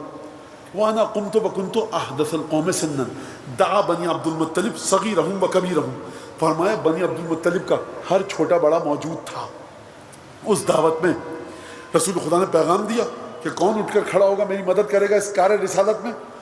فقمت، میں کھڑا ہوا، وکنت احدث القوم سنا، میں سب سے چھوٹا تھا، میں کھڑا ہوا۔ تو رسول خدا نے کیا فرمایا؟ اس وقت رسول خدا نے فرمایا، بقیہ روایت امام نسائی کی، کہ یا علی، اور اپنا ہاتھ آگے بڑھ کر مارا، کس کے ہاتھ پر؟ جناب امیر کے ہاتھ پر۔ اب یہاں پر رک جائیے، دوسرا امتحان میں بتاؤں گا، 2 امتحان تک پہنچ پائیں گے آج، 14 امتحان نہیں ہو سکتے، یہاں پر رک جائیے آپ۔ کہاں سے شروع کروں اس بات کا مجھے نہیں پتا، اور کیسے سمجھاؤں آپ کو۔ بہرحال سنیے اس بات کو، جتنی بڑے بھی عبادت گزار ہو جائیں آپ، خدا کے انعام کو دیکھ کر ایک دفعہ دوبارہ خدا کی توحید کی جانب جی مچل جاتا ہے۔ آپ سب مومن ہیں، متقی ہیں، نماز روزے والے ہیں، مولا کی محبت ہے نا۔ کربلا سے پرچم آیا ہے یہاں پر، ایک دفعہ دل میں ایک ہلچل مچ جائے گی۔ آپ مانتے تو ہیں یہ مولانا، یہ نسبت اس کی ابھی کربلا سے آ رہا ہے، عاشور۔ آپ میں سے بہت سے لوگ مولانا عاشور کی عزاداری دیکھ رہے ہیں، ہم کربلا کی، بھائی تو کیا اس میں عاشور کی لائیو عزاداری آ رہی ہے، مولانا دیکھ رہے ہیں، کیا ملے گا؟ مولا کا حرم سامنے، عاشور، بس ایک دل چاہتا ہے جڑیں اس سے، ہے کہ نہیں؟ اچھا، جب اب یہاں پہ روک دیجئے قصے کو اور چلیے جناب مریم اور جناب زکریا کی خدمت میں۔ جناب مریم ولادت ہوئی، بڑی ہوئی، قرآن اندازی ہوئی، قرآن کے ساری آیتیں موجود ہیں، سورہ آل عمران اور سورہ مریم، اور جا کر بھی جناب مریم کو بیت المقدس میں رکھ دیا گیا۔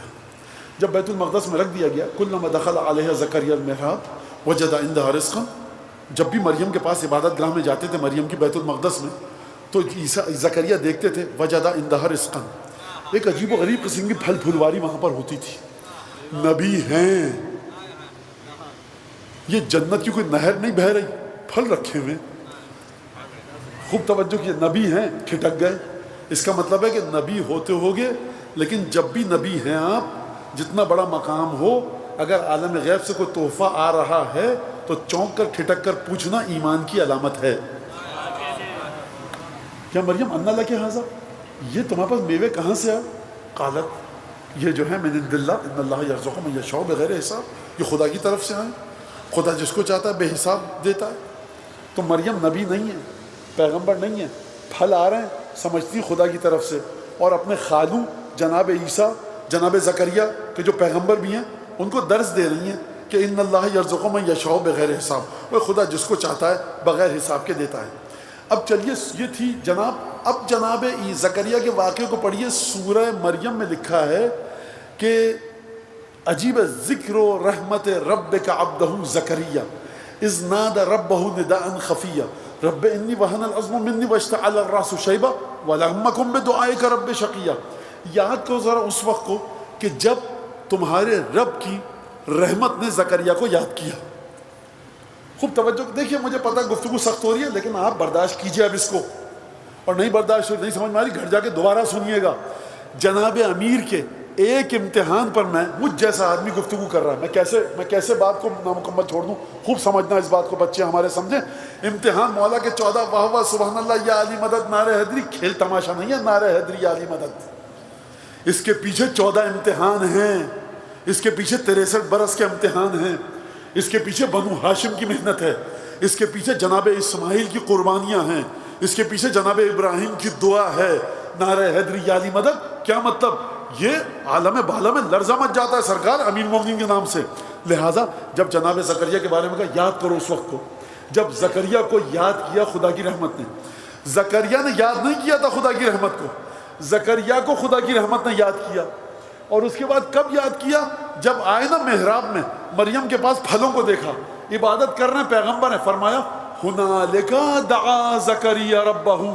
جب پھل دیکھے جی مچل گیا, اور پھلوں کو دیکھنے کے بعد وہاں پر زکریا نے دعا کی کہ پروردگار مجھے بھی ایک اولاد دے دے. جناب زکریا آپ تو پیغمبر ہیں, آپ تو نبی ہیں, آپ کو دعا کا طریقہ آتا ہے.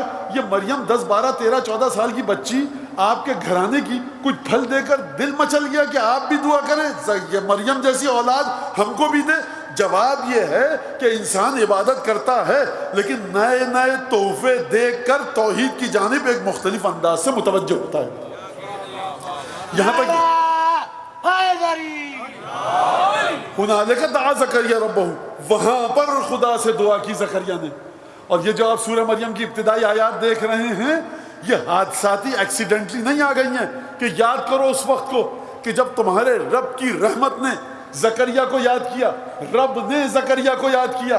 کیوں یاد کیا؟ ایک معمولی سے کچھ پھل رکھے تھے اس مریم کے پاس کہ جو نہ پیغمبر تھی نہ امام تھی. اس مریم پر نازل ہونے والی نعمتوں کو دیکھا تو تڑپ گئے. خدا کو یہ تڑپ اتنی پسند آئی کہ خدا نے قرآن میں آیت نازل کی, دعا کرنے کی وحی بھیجی. زکریا نے دعا کی, یحییٰ جیسی اولاد ملی, یحییٰ کو بچپن میں اولاد ملی. یہ پھلوں کو دیکھ کے تڑپ گئے تھے زکریا. یاد رہے گا یہ جملہ, یہ پھلوں کو دیکھ کے تڑپے تھے جناب زکریا. اچھا اب یہاں پر آئیے دوبارہ چلیے, کہاں پر؟ امیر المومنین کے امتحانات میں.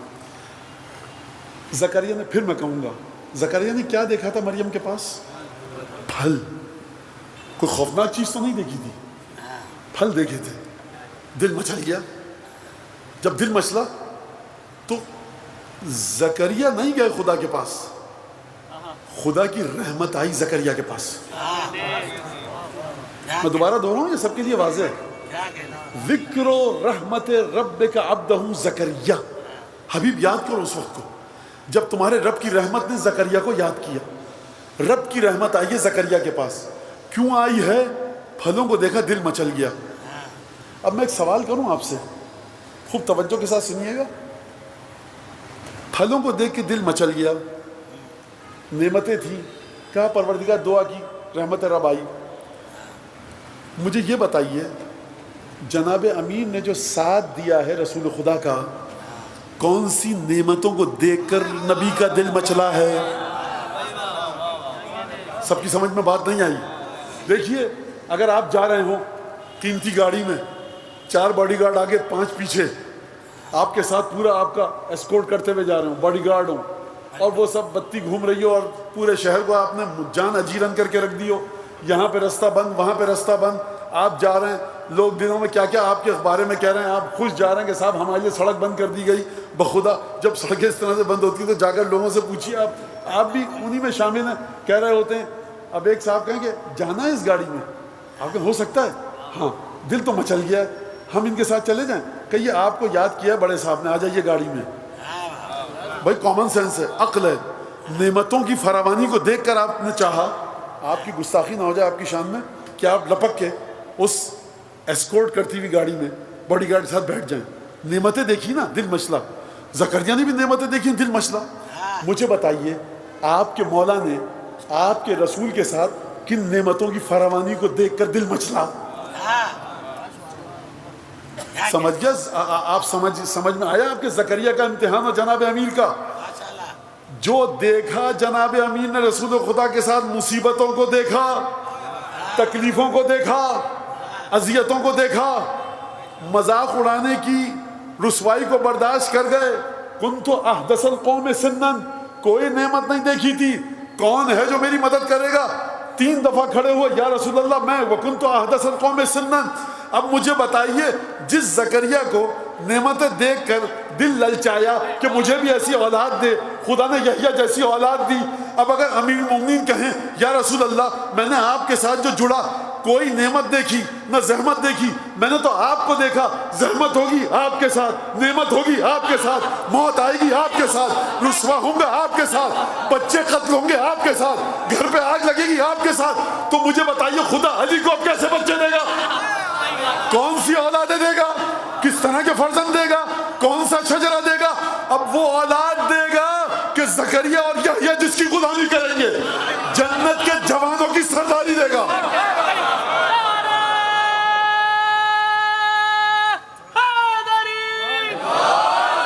اچھا میں پھر جوڑ دوں اس سے، ابھی پہلے بھی یہ پڑھ کے آ رہا ہوں لیکن دوسرے زاویے سے بات کروں. جب جناب امیر کھڑے ہوئے تو جناب امیر نے کیا کہا تھا 2-3 دن پہلے کی مجلس؟ فَضَرَبَ بِيَدِهِ عَلَى يَدِهِ. جناب امیر کے ہاتھ پر 10 8 7 سال کے ہیں جناب امیر، جناب امیر کے ہاتھ پر رسول خدا نے ہاتھ مارا. میں نے کیا کہا؟ جناب امیر کے ہاتھ پر رسول خدا نے ہاتھ مارا.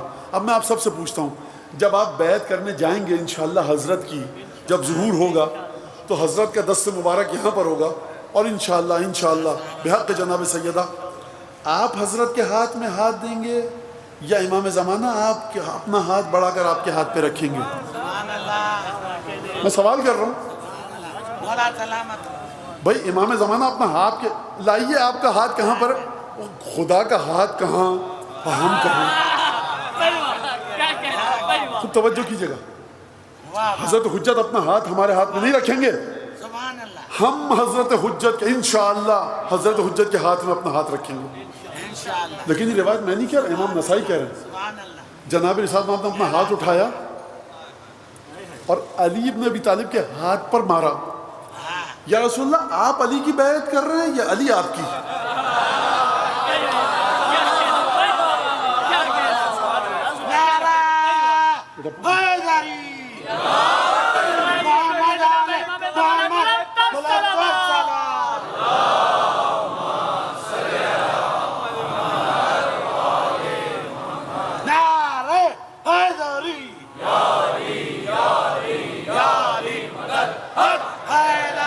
جناب امیر بیعت کرنا رسول خدا کی، رسول خدا بیعت کرنا جناب امیر کی. سوال ہے، واضح ہے، واضح، شک نہیں ہے اس میں کہ جناب امیر بیعت کر رہے ہیں. تو یا رسول اللہ صبر انتظار فرمائیے، علی کا ہاتھ آئے. شاید جناب رسالت آپ اس آیت کو پڑھیں کہ دیکھو کبھی بندہ خدا کو یاد کرتا ہے، کبھی خدا کی رحمت خدا کے بندے کو پہلے سے یاد کرتی ہے. تو میں ہوں خدا کی رحمت. زکریا کا قصہ یاد ہے نا، خدا فرما رہا ہے ہم نے یاد کیا زکریا کو. تو جب میں نے دیکھا کہ یہ جو 10 سال کا میرا چچا زاد بھائی ہے، میں اس کے وجود کو جانتا ہوں، میری آنکھیں نبوت کی آنکھیں ہیں، حقیقت علی ابن ابی طالب کو جانتا ہوں. وہ زکریا تھے، پھل دیکھ کے مچل گئے، ہم اپنے چچا زاد بھائی کو دیکھ کے مچل گئے. ہمارے دل میں محبت آئی. جس طرح سے خدا کی رحمت نے انتظار نہیں کیا تھا، رسول خدا نے انتظار نہیں کیا. ضرب بیدہ علی یدہ.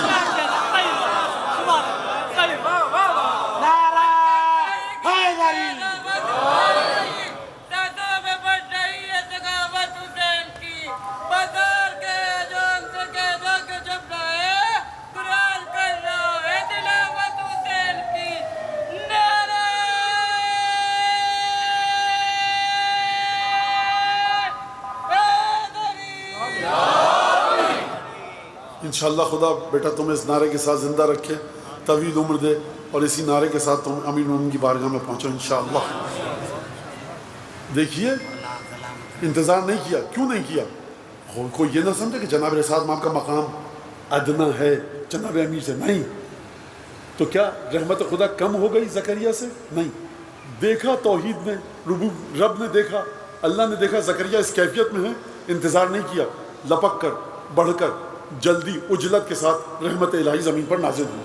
اسی طرح سے رسول خدا نے انتظار نہیں کیا، کھڑے ہو گئے، علی ہم تمہارے پاس آئیں گے۔ کیا مطلب؟ فضرب بیدہ علی یدہ، یہ پہلا مرحلہ۔ دوسرا امتحان بتایا کہ دیکھو جب سے رسول خدا نے آغاز کیا تھا اپنی دعوت کا، تخیل قریش آراءہم، قریش ہمیشہ یہ منصوبہ بناتے رہتے تھے کہ رسول خدا کو فی قتیل النبی، رسول خدا کو مقتول کر دیں، قتل کر دیں۔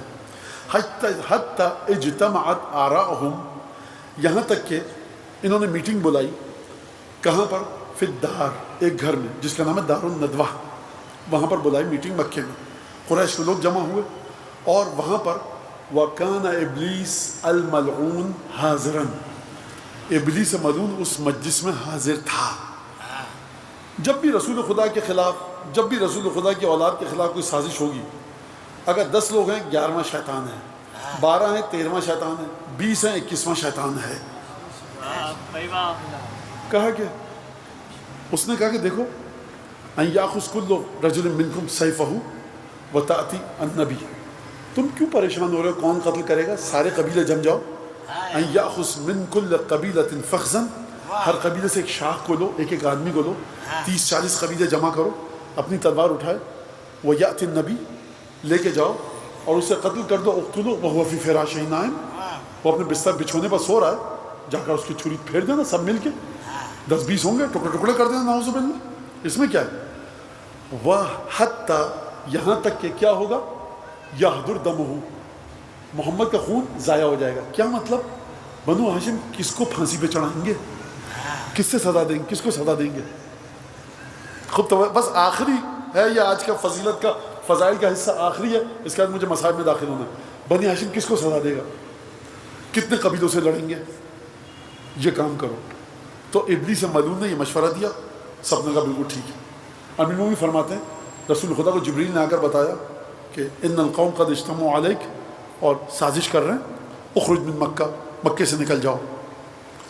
رسول خدا نے مجھ سے کہا یا علی وَيَأْمَرَنِي ان اضطجع فی مضجعہ، یا علی صلوات اللہ وسلام علیہ، صلوات اللہ وسلام علیہ،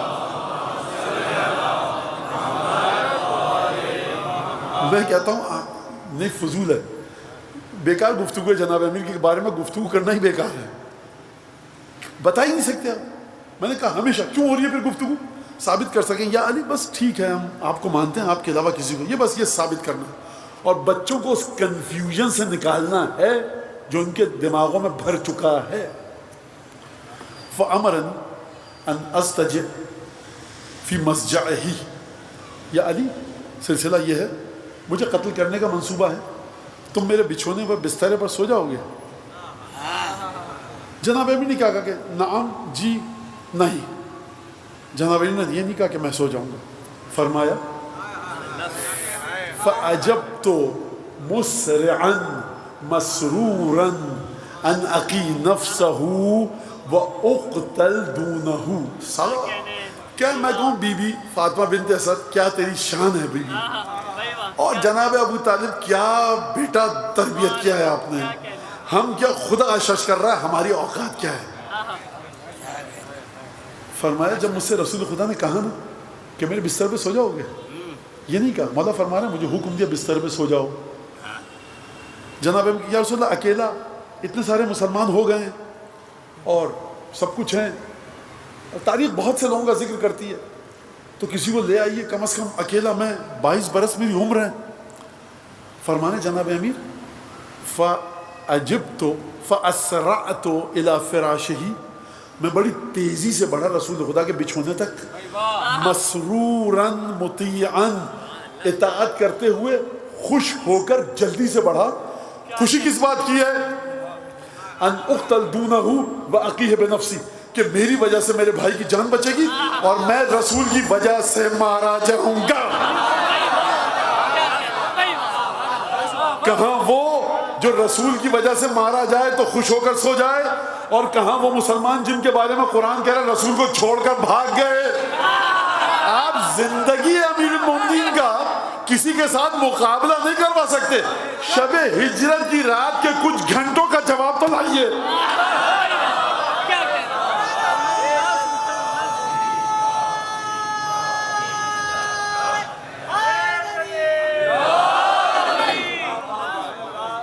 شب ہجرت کا جواب لائیے.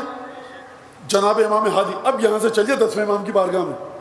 پہلے علی کی کرامت کو سنیے 10 آخری علی سے. فرمایا دادا جان جب آپ سو گئے فَأَبَانَ عَنْ جَمِيلِ فِعْلِهِ، اے علی، مولا علی، اے دادا جان، آپ نے کسی کو بتایا نہیں کہ آپ نے کیوں سوئے. یہ تو خدا نے اس راز پر سے پردہ اٹھایا کہ قیمت کیا تھی اس لیٹنے کی، آرام کرنے کی. وَمِنَ النَّاسِ مَنْ يَشْرِي نَفْسَهُ ابْتِغَاءَ مَرْضَاتِ اللَّهِ، لوگوں میں سے کچھ ایسے ہیں جو خدا کی مرضی کو خریدنے کی خاطر اپنے نفس کو بیچ دیتے ہیں. اور اس کے بعد میں سویا. واقعہ اب طویل ہے، اب میں اس سے آگے نہیں پڑھ سکتا. اور اس سے پہلے کا ایک جملہ رہ گیا. کہا کہ جب رسول خدا نے اسلام کا اعلان کیا، میں بچہ تھا، رسول خدا کے گھر میں تھا. کیا کرتا تھا میں؟ کیا کرتا تھا؟ اسعى في قضاء حوائجه بین یدی اخدمہ. میں رسول خدا کی خدمت کرتا تھا اور رسول خدا کے گھر کے کام کرتا تھا. کیا مطلب ہے اس بات؟ اس کا مطلب بڑا طویل ہے. اور اس کا مطلب یہ ہے امام عصر کے لیے کسی بھی قسم کی نصرت کے سلسلے میں کوئی کنجوسی، بخل، تکلف کبھی انسان نہ کرے. یہ میرا اسٹیٹس نہیں کہ میں سبیل پر کھڑا ہوں. آپ کا کیا اسٹیٹس ہے؟ ممبر کوفے پہ بیٹھ کے سلونی کیا نہ ہے کیا؟ یہ میرا اسٹیٹس نہیں ہے کہ میں فلاں کام کروں. دیکھیے آپ کے جو عذر ہے یہ آپ مت سمجھیے کہ نہیں ہوتا، کون کرتا ہے، یہ مت سمجھیے آپ. یہ جو انسان کے اندر یہ جو ہے نا ایک حضرت ابلیس، یہ بڑی مشکل سے پیچھا چھوڑتا ہے انسان کا. خاکی بن کر رہیے فرش اعضاء پر. آپ کو کچھ نہیں پتا بالکل کہ آپ کے برابر میں دائیں بائیں سامنے پیچھے وہ عزادار بیٹھا ہو کہ امام زمانہ جس کی عزاداری پر واہ واہ سبحان اللہ کریں. کچھ نہیں پتا. میں آپ سے 4 فٹ اوپر بیٹھا ہوں، 4000 فٹ آپ سے ہو سکتا نیچے ہوں. آپ کی دعاؤں کے ذریعے مجلس چلتی ہے. لہٰذا خوب اس بات کو سمجھیے. لہٰذا میں بس ایک چھوٹا سا قصیدے کے کچھ اشعار پڑھوں گا اور بات کو ختم کروں. سید رضا ہندی کے اشعار ہیں اور یہ ایسا قصیدہ ہے کہ جہاں جہاں عربی بولنے والے ہیں سب کو یہ قصیدہ پتہ ہے. حضرت آیت اللہ سید رضا ہندی، ہندوستان لکھنؤ سے تعلق تھا. دادا چلے گئے نجف، وہیں پہ رہے. رضا ہندی وہیں پہ پیدا ہوئے. بہت بڑے عالم ہیں لیکن وجہ شہرت ان کی اشعار بنے. ان کا پہلا شعر، دوسرا، چوتھا، پانچواں، چھٹا یہاں پر تشریح نہیں کی جا سکتی اس کی، وہ ایک الگ ماحول کا شعر ہے. لیکن ان کے ایک شعر سے میں شروع کرتا ہوں. صوت صحیفۃ اعمالی ووکلت الامر الی حیدر هو کہف من نعب الدنیا وشفیعی فی یوم المحشر قد تمت لی بولایتہ نعم جمت من ان تنکر. دیکھو رضا ہندی کہہ رہے میرا نام عمل سیاہ ہے، اب کیا کروں، گناہ بہت ہیں، بس حیدر سے ہی میں اپنی مغفرت کی دعا کروں. ووکلت الامر الی حیدر قد تمت لی بولایتہ نعم جمت من ان تنکر. علی کی ولایت کی وجہ سے اتنی نعمتیں مجھے مل چکی ہیں، اتنی نعمتیں مجھے مل چکی ہیں کہ ان کا انکار نہیں کیا جا سکتا. اتنی نعمتیں ہیں کہ اس کو کوئی گن نہیں سکتا. وہ کافی من نعب الدنیا و شفیعی فی یوم المحشر، وہ میری پناہ گاہ ہے دنیا کی رنجشوں اور تکلیفوں کے مقابلے میں، اور پناہ گاہ ہے آخرت میں جہنم کے مقابلے میں. یہ فرمانا. اب اس کے بعد کہتے ہیں کہ هل يمنعني وهو الساقي ان اشرب من حوض الكوثر، مجھے روکے گا کوئی حوض کوثر پہ پینے سے پانی؟ میرا مولا ہی تو پلا رہا ہے وہاں پر.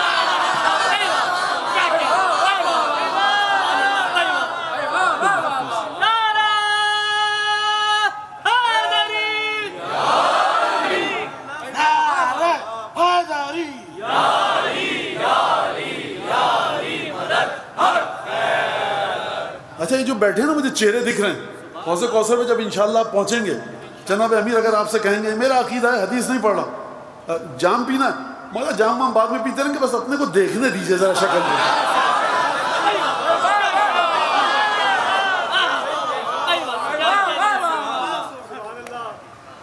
هل يمنعني وهو الساقي، ان اشرب من حوض الکوثر، مجھے منع کرے گا میرا مولا، وہ خود تو پلا رہا ہوگا میرا مولا وہاں پر.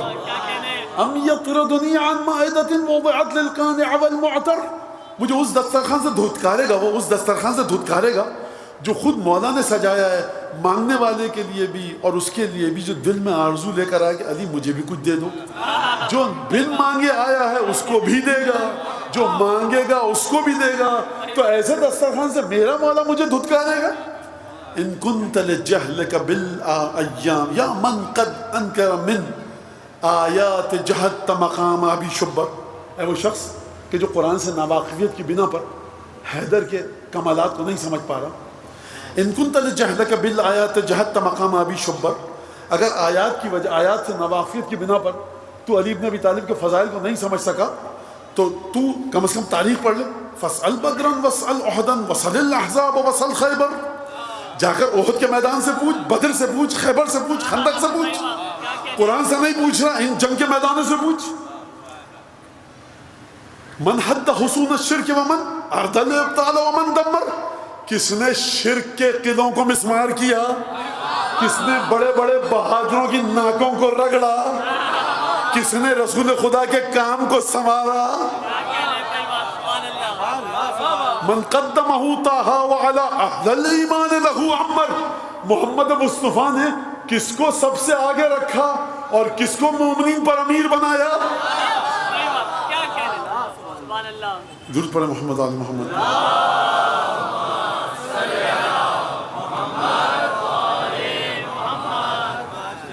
برائے خوشنودی ہے جناب امیر بلند تر صلوات.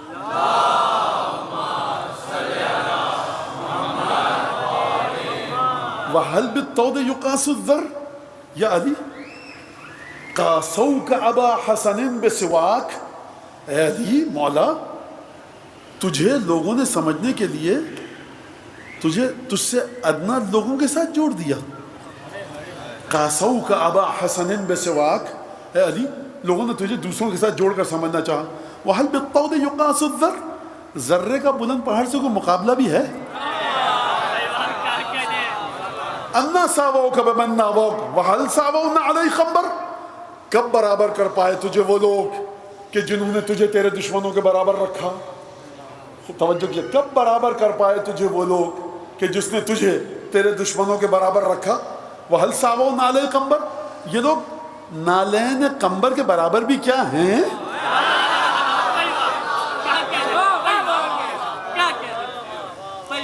من یدعا للحرب، عجیب جملہ ہی. درود پڑھیں محمد آل محمد.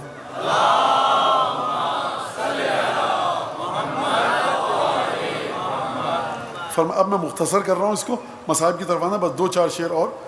فرما رہے ہیں کہ آیات کمالک لا تحصی وصفات جمالک لا تحصر، اے علی تیرے ذات کی آیات جو ہیں نا اسے کوئی نہیں سمجھ سکتا. یہ علی کی ذات میں کون سی آیات ہیں؟ تو سید رضا ہندی فرمائیں گے کہ رسول خدا نے نہیں کہا علی مع القرآن والقرآن مع علی. اے علی تیری صفات کی آیتوں کو کوئی نہ گن سکتا ہے. وصفات و کمال کا لا تحصر، تیری کمال کی صفات کو ان کا کوئی احاطہ نہیں کر سکتا. من طول فیک مدائح عن ادنا واجبها قصر، اے علی یا مولا لمبے لمبے قصیدے کوئی کہتا رہے، ازل سے لے کر ابد تک قصیدے کہتا رہے کوئی تیری شان میں. میری نظر میں، سید رضا ہندی فرما رہے ہیں، میری نظر میں اس نے اس واجب کا حق جو تیری مدحت کہنے کا واجب فریضہ ہے اس کا ذرہ برابر بھی حق ادا نہیں کیا ہے. بھائی اچھا یہ کیوں فرمایا؟ دوبارہ میں کیا کہوں، بہت معذرت چاہتا ہوں، تاخیر پہ تاخیر ہو رہی ہے. ایک یہ جملہ سن لو 10ویں امام کا اپنے. امام ہادی فرماتے ہیں زیارت قدیریہ میں، مولا یا امیر المومنین، اے دادا جان، اے جد بزرگوار، اے ساقی کوثر، وفی مدح اللہ تعالی غنى لك عن مدح الواصفین عن مدح المادحین و تقریض الواصفین. بے دادا جان جتنی کائنات میں آپ کی مدح کرنے والے ہیں ان میں سے ایک کی آپ کو ضرورت نہیں ہے. قیامت تک کے لیے اس وقت 6 ارب ہیں، 600 ارب ہو جائیں، 600 کھرب ہو جائیں، 6000 کروڑ ارب کھرب ہو جائیں، یہ اتنے انسان پیدا ہو جائیں کہ جن کو کوئی گن نہیں سکے. فرشتے آ جائیں گن نہیں سکے فرشتوں کو. فرما رہے مولا اے دادا جان آپ کو مدحت کی کسی کی کوئی ضرورت نہیں ہے، نہ توصیف کرنے والوں کی ضرورت ہے، کیونکہ خدا آپ کی مدحت قرآن میں کر رہا ہے، آپ کو کسی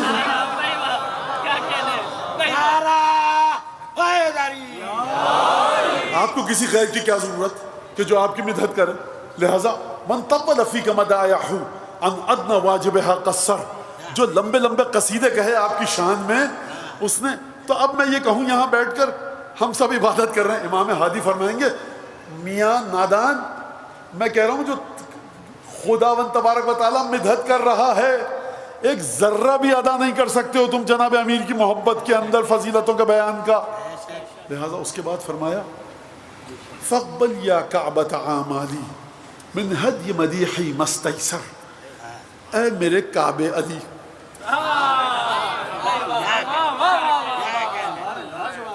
اے میری آرزوں کے کعبے علی، یہ جو حقیر سی مدحت میں نے کی ہے اس کو تو قبول کر لے، بس میں اس سے زیادہ کچھ نہیں کر سکتا. لہذا یہ آپ کے مولا کی یہ مدحت ہے، اور مولا کا خاندان کا بچہ اسی مرحلے پر ہے، امتحان کے مرحلے پر، وراثت الہیہ کے مرحلے پر. جس شہزادے کی آج مصیبت اور مصائب کا ذکر ہونا ہے، مجھے بتایا گیا کہ شاید آج خندق کا بھی، میں صحیح ہوں کل ہے، اور آپ نے سنے مصائب، آخری جو سلام پڑھا گیا، سوز پڑھا گیا، اس میں جس شہزادے کا ذکر ہے کمسن ترین شہزادوں میں سے ہے، وہ کربلا کے لشکر کے شہزادہ علی اصغر کی بات تو الگ ہے. کس کی بات کرنے جا رہا ہوں میں؟ ابن عم سید الشہداء، ابن اخی سید الشہداء، بھائی کا بیٹا. کون؟ قاسم ابن الحسن. دیکھیے سید الشہداء، اب مصائب آ چکے ہیں. اب دیکھیے، اب معذرت چاہتا ہوں، میں بہت وقت ہو گیا، لیکن اگر میں اس شہزادے کے مصائب مختصر کر کے پڑھوں گا تو میرا جی چاہتا ہے کہ میں ذرا تفصیل کے ساتھ مصائب پڑھوں، اور آپ بھی اسی لیے آئیں کہ کھل کر گریہ ہو سکے،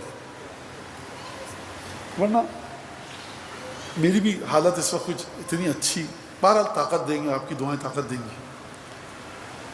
دیکھیے، جب کوئی یتیم بچہ ہو آپ کے محلے میں تو سب کی ترحم کی توجہ اس کی طرف متوجہ ہوتی ہے، اور اگر یتیم ہو امام حسن کا، نہیں، مجھے آپ ذرا دل پہ ہاتھ رکھ کے بتائیے اپنے کہ جب بھی قاسم آتے ہوں گے حسین کی نگاہ قاسم پہ نہیں پڑتی ہوگی، بھیا حسن یاد آتے ہوں گے. یہ معمولی بھتیجا نہیں ہے، اس بھتیجے کی ماں جناب فروا بھی موجود ہیں.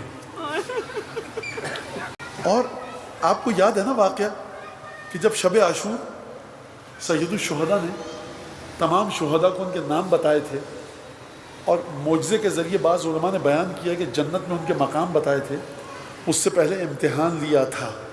یہ امانت الہی بلا وجہ آگے نہیں بڑھے گی، امتحان لیا خیمے میں بھی. اور پھر قاسم سے پوچھا ہے، جب دوبارہ چراغ کو جلایا گیا، قاسم سے گفتگو جو ہوئی ہے، کیف الموت عندک، بیٹا قاسم موت تمہاری نگاہوں میں کیسی ہے؟ دو پہلو ہیں اس جملے کے. ایک تو قاسم کو جو جواب دینا ہے وہ اپنے بچپنے کا بھی اظہار کرنا ہے، اور یہ بھی بتانا ہے کہ علی مرتضیٰ کا پوتا ہوں. فرمایا احلا من العسل، شہد سے زیادہ میٹھی. صبح عاشور آئی، ایک کے بعد ایک یار و یاور و ناصر جاتا گیا. جب انصار ختم ہو گئے تو بنو ہاشم کی باری آئی. دیباچہ شہادت بنو ہاشم کا آغاز کیسے ہوا؟ ہم شکل پیغمبر سے، اون محمد اولاد جعفر اولاد عقیل. اور ایک جملے میں کہوں، اولاد ابو طالب میدان میں جاتی تھی، کٹ کٹ کے گرتی رہی، لاشیں آئے. ایک دفعہ چچا نے دیکھا امام وقت نے کہ نگاہوں کے سامنے یتیم بھتیجا کھڑا ہے. ذرا سا میں آپ کو چشم تصور سے امام حسین کے خیمے کے پاس لے جاؤں اگر آپ کی اجازت ہو. دیکھیے، جب بھی کوئی یار و یاور و ناصر بنو ہاشم کا شہزادہ مولا کے سامنے آ کر کھڑا ہوتا تھا سر جھکا کر، مولا سمجھ جاتے تھے کہ اب یہ مرنے کی اجازت مانگے. آپ کتنا آسانی سے میں نے کہہ دیا مرنے کی اجازت مانگنے آیا ہے. قاسم آئے، استیزان لیا، اذن جہاد طلب کیا. سید الشہداء نے وہ کام کیا جو کسی شہید کے ساتھ نہیں کیا. مقتل کے الفاظ ہیں فاعتنقا وبکیا حتی غشیا علیہما. دونوں چچا بھتیجے گلے لگ کر اتنا روئے. خدا سلامت رکھے آپ کی ان آوازوں کو کہ جب آپ نے اپنے مولا کے گریے کا ذکر سنا آپ کے گریے کی آوازیں بلند. اچھا میں آپ سے ایک سوال کر سکتا ہوں کہ مولا کیوں گریہ کیا؟ دیکھیے جب آپ کے سامنے آپ کے کسی غیر مسلم اچھے دوست کا بیٹا بھی آ جائے نا 13 سال کا کہ چچا جان یہ کام کر دیں گے, آپ کہیں بیٹا کیوں نہیں کریں گے, تم ہمارے مذہب کے مسلم نہیں ہو لیکن ہم تمہارا باپ ہمارا دوست تھا حسین, تمہارا باپ یاد آ گیا ہم کو دیکھ کر.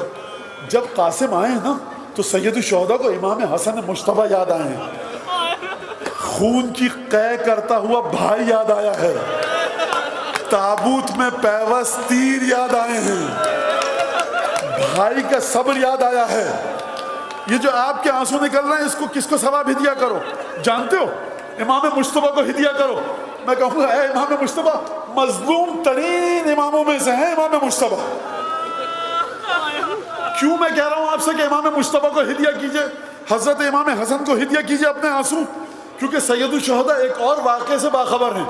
جب شہزادی سیدہ حسن مجتبیٰ کا ہاتھ پکڑ کے ایک دستاویز اور خط لے کر جب گئی تھی نا اور جب واپس آئی تھی تو جو واقعہ ہوا ہے نا, میں واقعہ نہیں بتا سکتا, ایک جملہ بتاؤں. امام مجتبیٰ دم بخود ہو کر واقعے کو دیکھتے رہے. جب گھر میں آئے ہیں نا تو بس مادر گرامی کی گرد آلود چادر کو دیکھ کر جناب سید الشہداء بہت کچھ, اتنے مصیبتوں کو دیکھا ہے حسن مجتبیٰ نے, جگر خون خون ہے حسن مجتبیٰ کا. جب امام حسین نے دیکھا نا قاسم اجازت مانگنے آئے, یہ قاسم نہیں آئے, یہ بھیا حسن کی روح گویا کہ آئی ہے. گلے لگا کر بھیج کر اتنا گریہ کیا. مقتل کے الفاظ ہیں انشاءاللہ یا حضرت قاسم آپ ان عزاداروں کے, ہماری مائیں بہنیں بیٹیاں موجود ہیں, یہ آنسو کسی طرح سے حضرت قاسم کی بارگاہ میں پہنچ جائیں, قاسم کی دادی سیدہ کے باقی بارگاہ میں پہنچ جائیں, حضرت حجت ان آنسوؤں کو قبول کریں, قاسم کے عزاداروں میں نام لکھوا کے اٹھے ہیں. جب گریہ کر چکے غش آ گیا, حتی غشیا علیہما, غش آیا. جب غش آتا ہے گریہ کرتے ہو نا تو کوئی رشتہ دار کیا کہتا ہے, بیچارہ بچہ ہے کافی دیر سے گریہ کر رہا, پانی کا ایک گلاس دے دو. حسین یتیم بھتیجی کو پانی کہاں سے لا کر دی؟ چھلنی چھلنی ہو چکا ہے, مولا کہتے ہیں قاسم کو بھیجتے ہو. ایک دفعہ قاسم آگے بڑھے, راہوار لایا گیا, فرس گھوڑا لایا گیا جناب قاسم کے لیے. یہ تو آپ نے سن لیا مقتل کے الفاظ. اب ذرا یزید کے لشکر کے راوی کے الفاظ سنیے. یزید کے لشکر کا راوی کہتا ہے فخرج من الغلام لم يبلغ الحلم ووجهه كأنه شقة بدر. اب ہم نے دیکھا جب لشکروں میں لڑائی تھم گئی, حسین کے خیمے سے ایک نوجوان ایسا نکلا کہ جس کی ابھی مسیں نہیں بھیگی تھی اور لگتا تھا نوجوان بچہ نہیں ہے, چاند کا ٹکڑا ہے. چاند کے ٹکڑے کا لفظ سن کے آپ پر گریہ طاری ہوا. مجھے یہ بتائیے کہ قاسم کی ماں نے کس طرح سے اجازت دی ہوگی قاسم نے؟ آپ بےتاب ہو گئے نا. قاسم کی ماں کے دل سے پوچھئے کہ چاند کے ٹکڑے کو کس طرح سے مقتل میں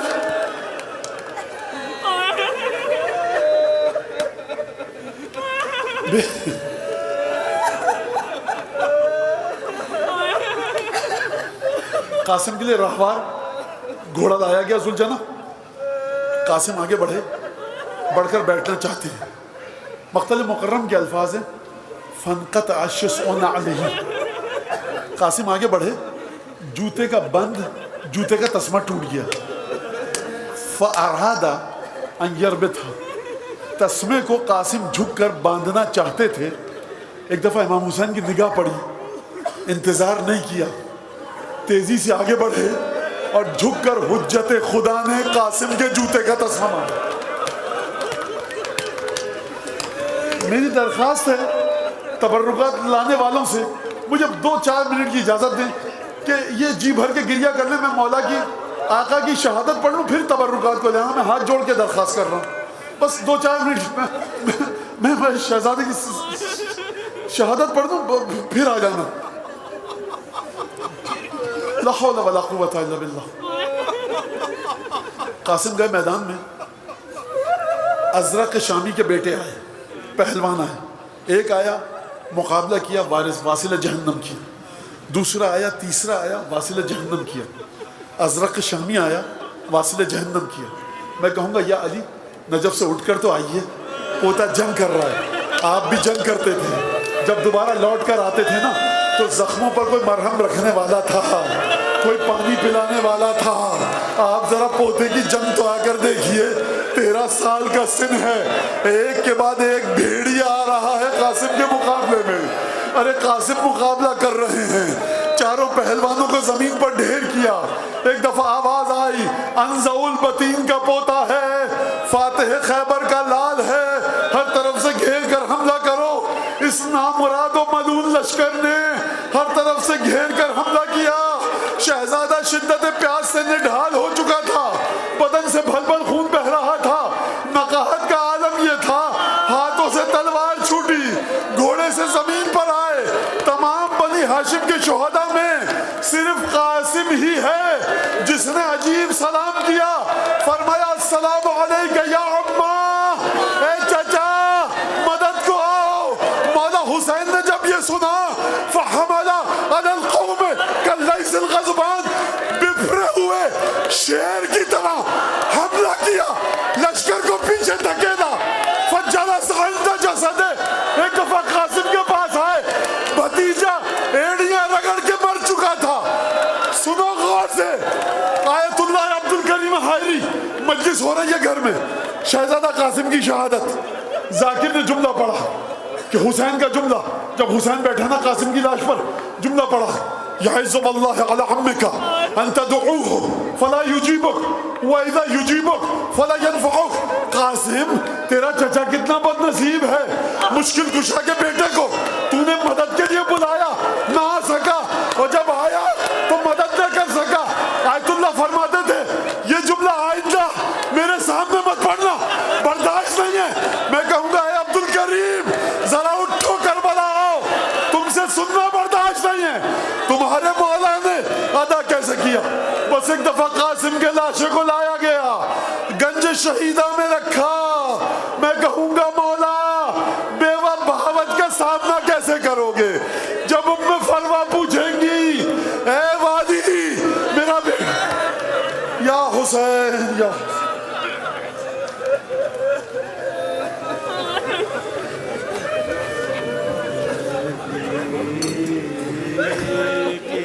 شب آئی، مہندی کی شب آئی، مہندی کی شب آئی، مہندی کی شب آئی۔ یہ خوش خبری مادر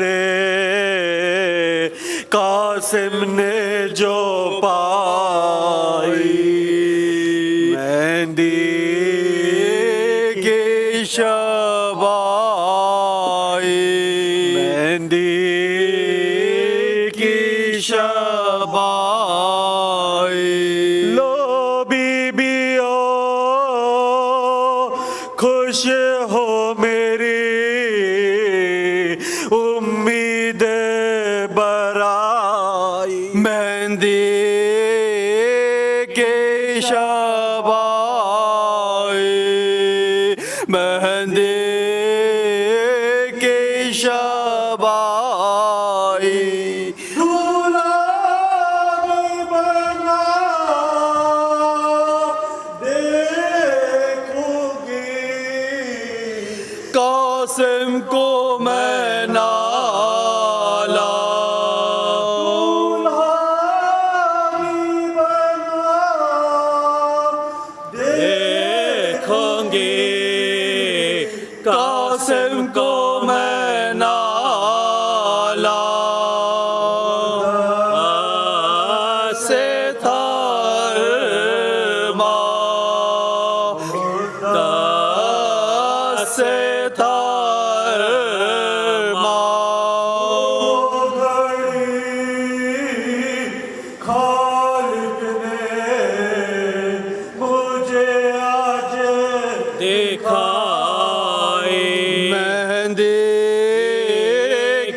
شب آئی مہدی کے شب آئی میدان میں تیری لاش کو پامال کیا ہے میدان میں تیری لاش کو پامال کیا ہے لو جفا ہے لو جفا ہے لوٹا ہے ظالموں نے حسن کی ہے کمائی مہندی کے شب